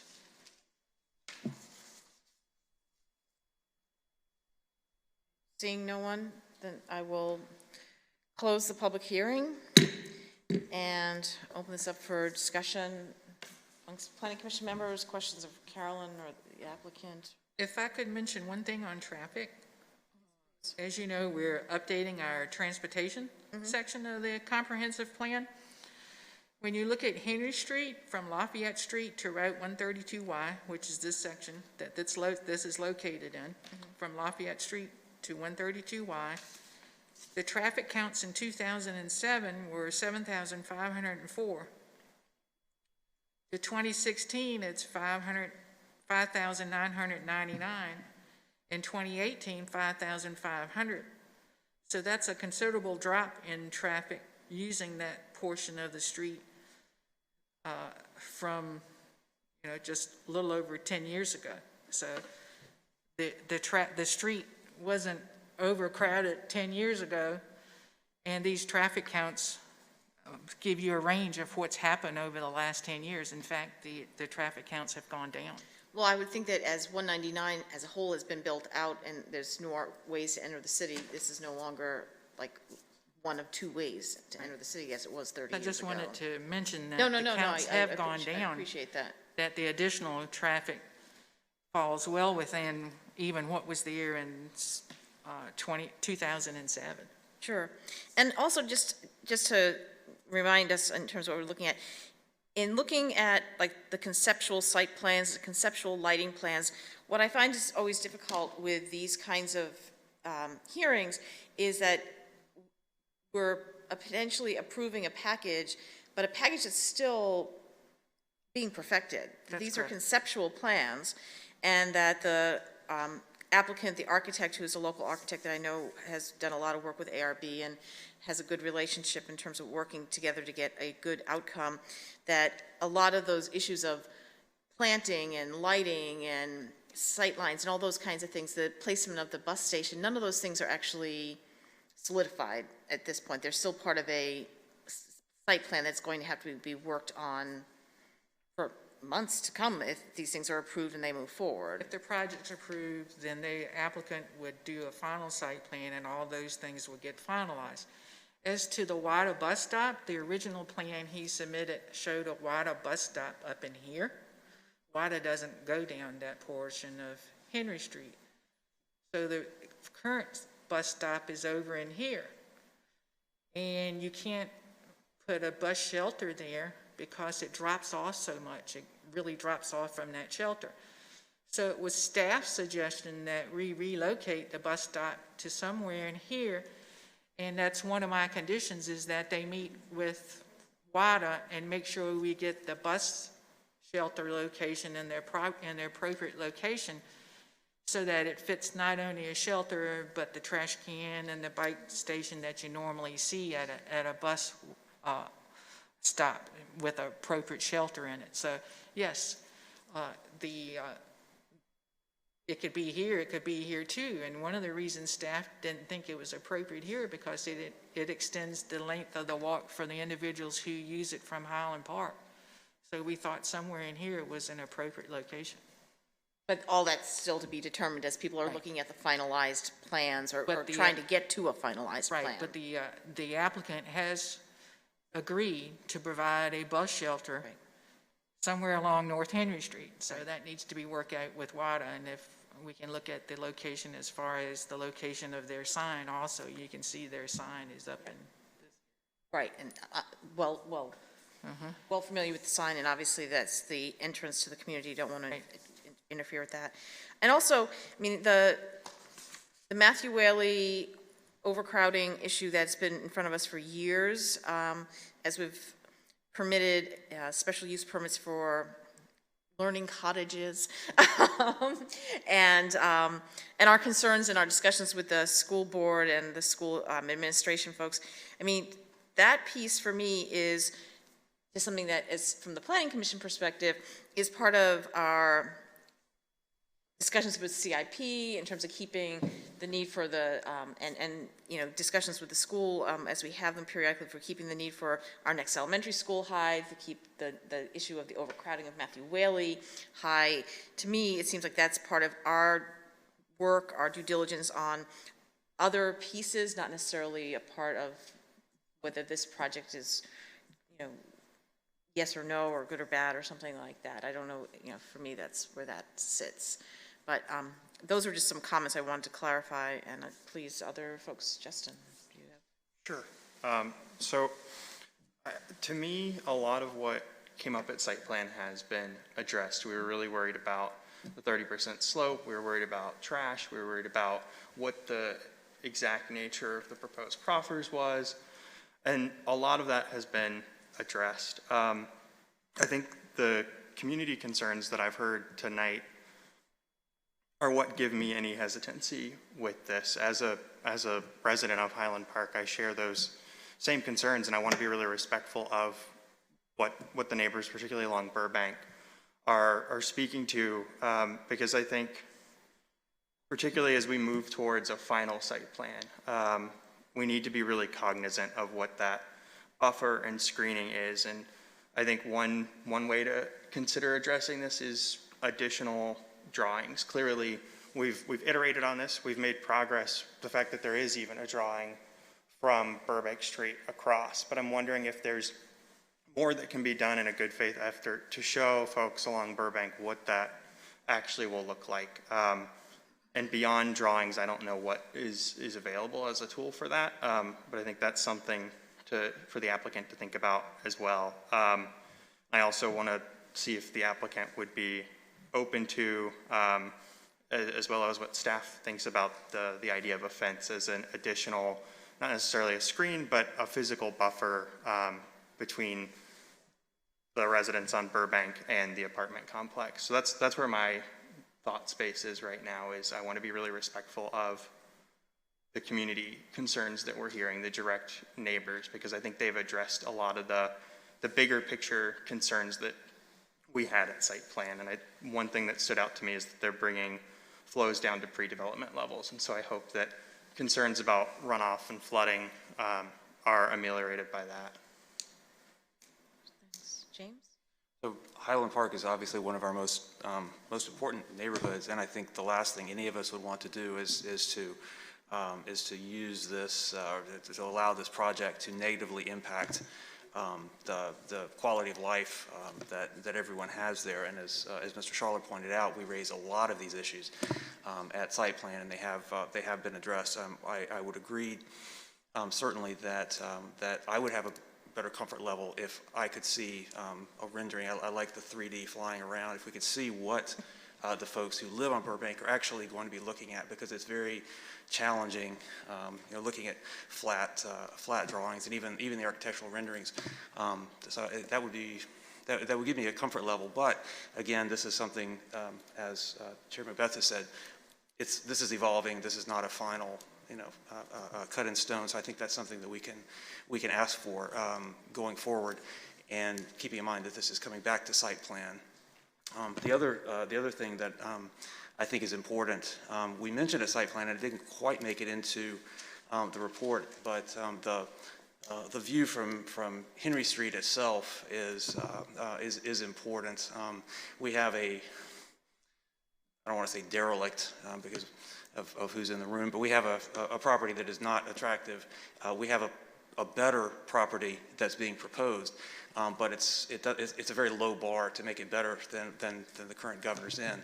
And I think I have no concerns with the look of the property, that sort of thing. But the pocket part, the landscaping along North Henry, I think needs to be emphasized, so that particularly when tourists, potential students, people are driving in, they're not, we want people to know they're in Williamsburg and not be sort of distracted. I think, was it the last speaker who said, Williamsburg is a special place, and we have a character, we have a community character that people expect, and I think we want to protect that. But having said that, I think it's very easy to do that with the pocket part, with proper landscaping and that sort of thing. So that again is something for the developers to look at closely and bring back when it comes to the site plan review committee again. So I think it's a very nice project in a number of ways. I think Williamsburg is a great place to live and work, and I think we need to be able to find housing for all sorts of folks in our community. The teachers, the first responders, the Colonial Williamsburg interpreters. So I'd like to see a little more information on how the numbers break out in regards to the median income levels, because I think we have a high level in this community, and there are a lot of people who would love to live here and are having to work in our community and coming in by bus. And so, and I'm not just speaking of, shall we say, frontline servers or somebody. I'm talking about the people who are teachers and work at a fire station and young couples settling. So I'd like to really have a better understanding of who's going to be able to fit in there at these income levels. The concern about how high this is going to be and will we be able to see it from Burbank Street, I don't know if a balloon test marking the corners is something that can be achieved easily without great expense, but I know when you're building tall things like radio towers, they float a balloon up. Well, this might be tall enough, and I don't know that you'll be able to see the balloons, but if they're bright red balloons marking the corners, then if you can't see them, you can't see them, and that'll be where the top is. So those are my thoughts. I think it's a beautiful project, but I really think we ought to be able to have the people who work in our community live in our community. John? Thank you. Preface with a couple points. First, I appreciate the applicant's responsiveness to staff, planning commission, and reaching out to the neighborhood with the meeting to get comments and try to respond to those. I think that's a very good sign of good faith in trying to fit in with the neighborhood. And I appreciate the neighbors coming out here and speaking on this issue. This is the time to be heard, and I think all of your comments were well taken and spot on to some of the issues that the commission has addressed. Specifically for me, the lighting, the sidewalk, I think those were addressed very clearly, and I appreciate the applicant doing that. And with respect to the transient nature, I think that's the transient nature not only of our area, but of rental properties that they're going to move. People will move on a semi-regular basis. But Carolyn, it's also true that there would be some sort of management agreement requirement for apartments. Is on-site management of the apartment complex. Well, I think that's the intent of the developer, and he can probably answer that better than I could, but yes, I think that's the intent of having an on-site office. We have full on-site management. Our properties, property that we developed, and we've had our properties routinely high on customer satisfaction, average, and we put in all numerous operating accounts to ensure that we can keep the property running and looking at a very high level of quality throughout the life of the property. And we've never been one to hold back reinvestment into the property, and we put a lot back into as capital improvements to keep everything up to date and looking as I appreciate that. That addresses, not only the attractiveness of the project, but also the security of the apartment and the neighbors. So, while the rest of us look at it and say, hey, this is a big improvement, but it's a dramatic change from what is there now to what is proposed.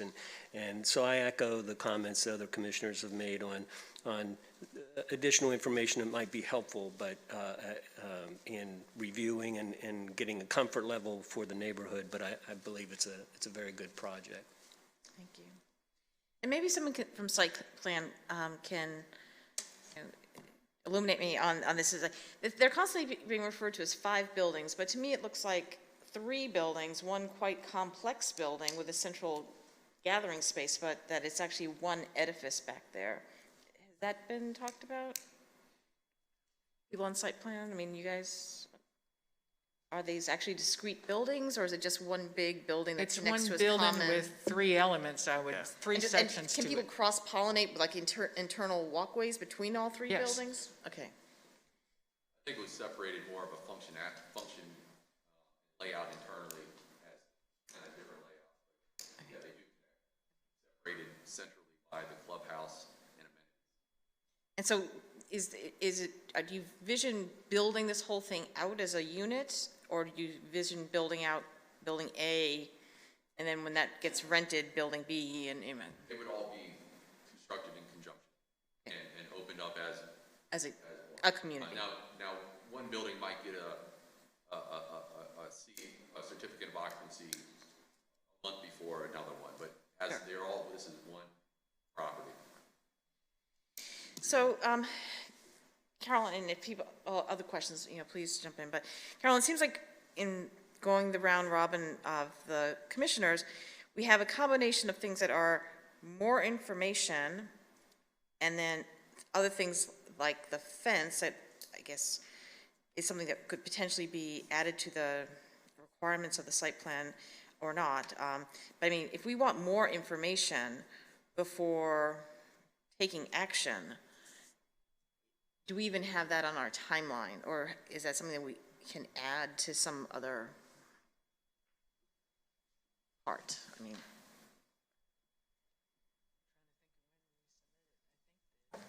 Timeline might be.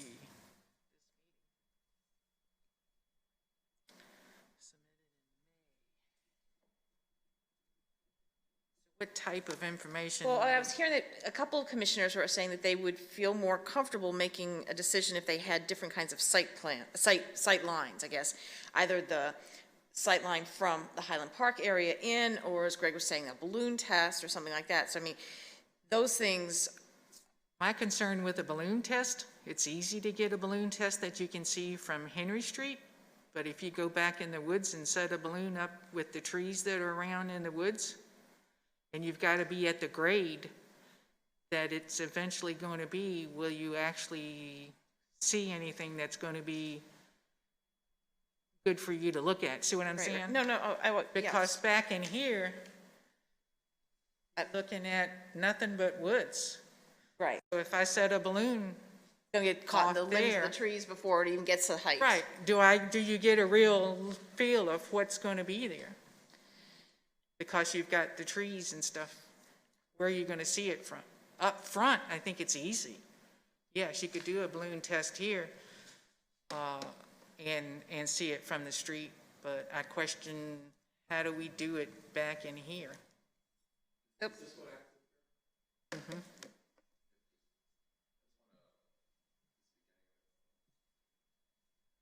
I think the important thing to point out is that what we really loved about this site is that it had the natural buffers, which we don't have on many of our other locations, helping it both fit in but also be a good neighbor. You have, even though we are taking out some of these trees, which are all part of the developable area of the site, you still have the RPA and additional trees here. I think the closest area that we talked about, I mean, I've been back here and taken pictures from here looking across the way, and even in the winter, I'm not saying you couldn't see a little corner here and there, but you're not just staring at a blank wall of glass and bricks. It's a very filtered view, to say the least. I wish there was this kind of buffer on every site we came across. It benefits, obviously, the residents of Highland Park, but I think it's also an amenity for the residents that have a view into it as well. It's enjoyed by all. And, there was some concern, like none of this area here, that's the current parking lot, and it's right up against the RPA, so we can't do anything. We have any desire to, and it's so thick that leaves off, leaves on, you can't see through it. And the canopy is still up high, and there was some question on this little area, this parking lot, and I discussed that with John, the architect, and what we plan on doing is this whole strip right here, working with a landscape architect to create a buffer of different selections of trees, so long as it can get approved, that would grow and create a very thick screened buffer, at different height levels throughout the year to try to, as time progresses, even improve the woodland area that we already have there. And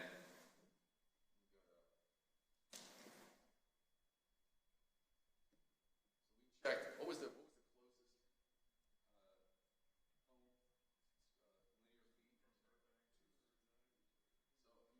still looking at a solid, maybe not 100% of that space is wooded, but nearly a football field of woods, mature, thick growth.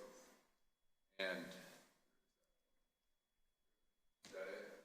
Is there a bigger version? Anyway, this area, I mean, you're still looking through and it is it's dropped down at the middle, right at where the creek is. This is where your creek is. And as the Chesapeake Bay Act requires to keep that 100 foot on each side, which we are not touching. So that's all going to stay densely wooded. Any concerns with water should not be a concern, as it won't. It pretty much stays in its banks right now. The wetland designation, true wetland designation, is very tight to the creek where it cuts through the property right now, and it's not. It does not flow out into the RPA area that's being left alone. That's all space buffer, and it's not a water thing. And we're going to have a lot of this water from the site be captured in underground cisterns and prevent that excess flow going into the creek.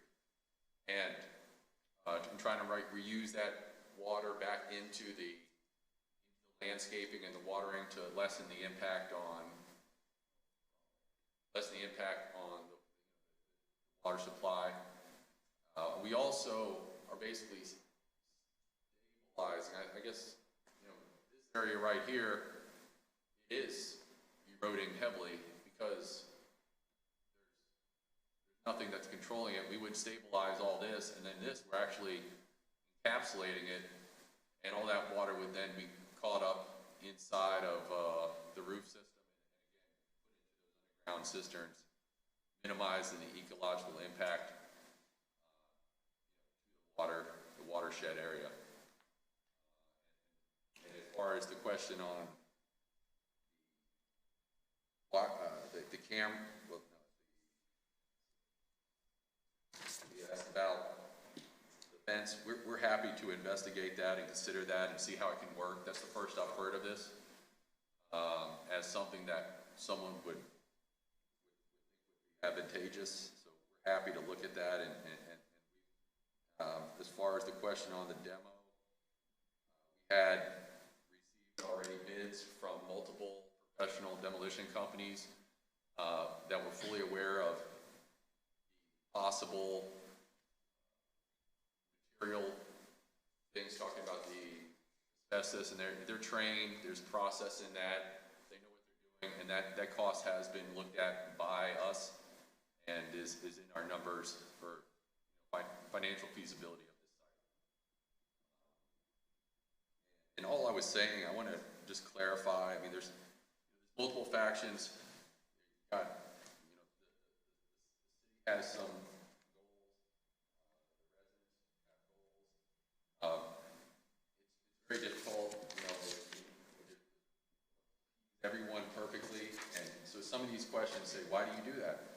Well, we do that because it's something that came as a request or recommendation from the city, or we get a recommendation from Highland Park or the citizens, and we build something, and the city says, why would you do that? Well, it's something that we try to do for Highland Park that they've made a request. So this is the challenge of any.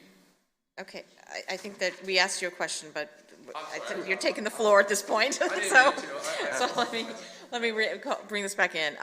And I have seen a couple of hands raised, and there is another open forum time at the end after our discussion on this. Okay. So the more information piece seems like that there's nowhere to add that as a bullet point to what we could act on today. And it's, my impression is that there's not really, that we do actually need to take some actions on some of these items today because of the calendar. I think looking at the calendar, the commission would need to act by the September meeting for the 100 days. Oh, okay. Thank you. Okay.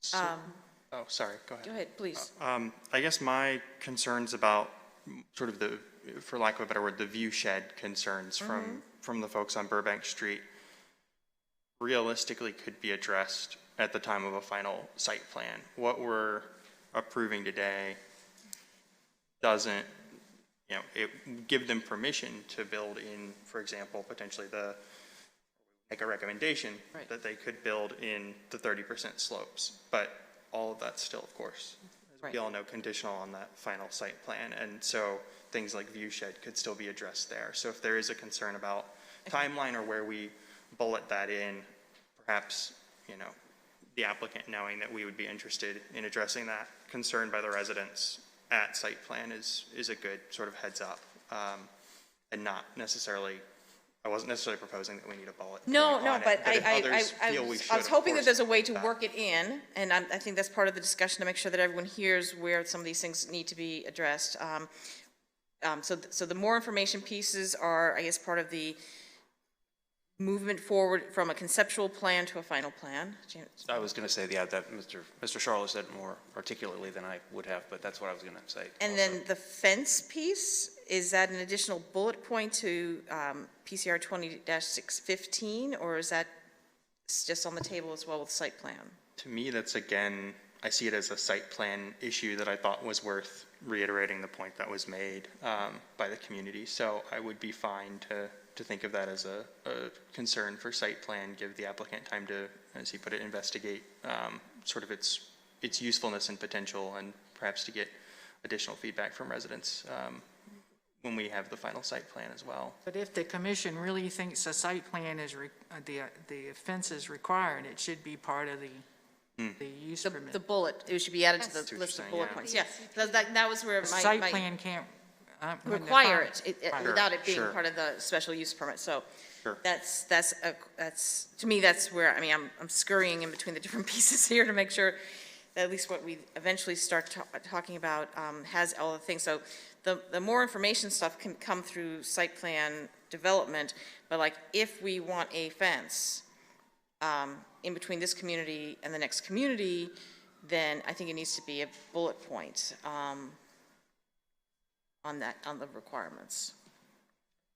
Yes, yeah, the request for a fence is also new information to me, so I don't know that I've had time to consider it to the point where we would absolutely require it. I could see other impacts of a fence in terms of limiting the movement of that same wildlife and things. So that's and the maintenance of it over time and all these other kinds of things on a slopey area that could erode and things like that. Exactly, and I wonder if a dense landscape buffer as proposed could be a better... A natural fence. A natural fence, exactly, yes. And so a natural fence is just a need for more landscaping, and we already have that bullet as part of 20-15. So... And I'm not asking for a balloon test. No, I know. I thought that might alleviate some concerns that they had. I think the canopy is going to cover the top. So I've got the information I need. Mr. Granger, while we were sitting here and I was listening to your conversation, I've looked up what the HUD median income is according to the Virginia Housing Development Authority. 80% of median income for one person is $46,200. For two people, it's $52,800. For three people, it's $59,400. And for four people, it's $66,000. If that helps you at all, that information, that's 80% of median income. which would be the cap of the 21 units that they're proposing in the proffer. Okay, thank you very much. John, did you have additions No to this? further questions? Okay, so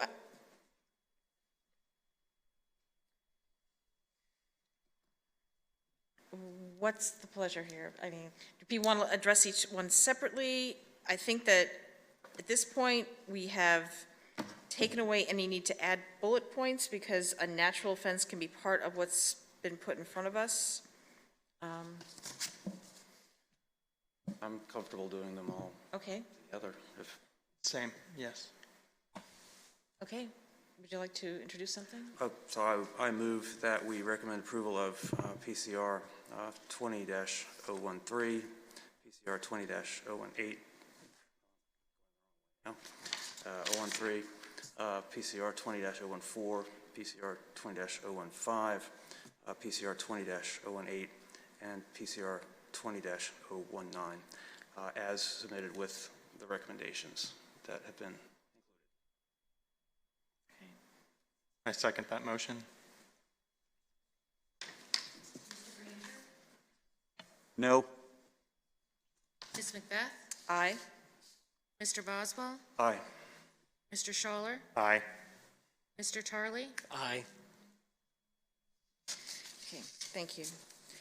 Okay, this brings us to our next open forum. If anyone would like to come forward and speak to the commission at this time on any matter, now is the time to do that.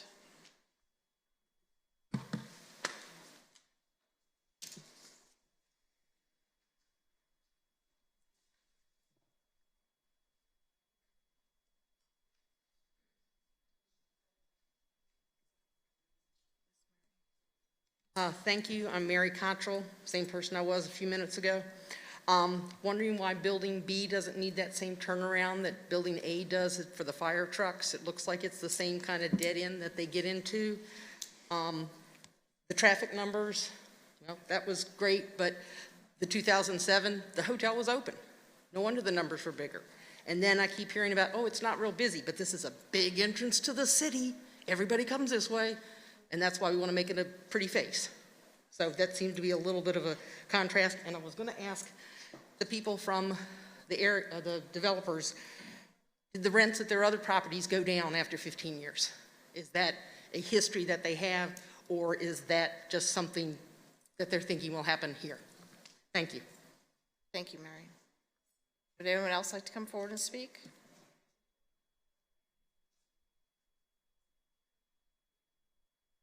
Okay, seeing no one, I will close the public forum. Going back to our agenda here, there are no site plans and subdivisions, and I have no unfinished or new business or other business, but I can entertain anything that anyone may have. Not seeing anyone. We have our standard information items in our virtual packet, and we will continue with our work on the comprehensive plan. Our next meeting will encompass the draft 1 of the economy chapter and our second draft of the infrastructure chapter, along with a presentation by the executive director of WADA. Not seeing anything else, we are adjourned. Thank you.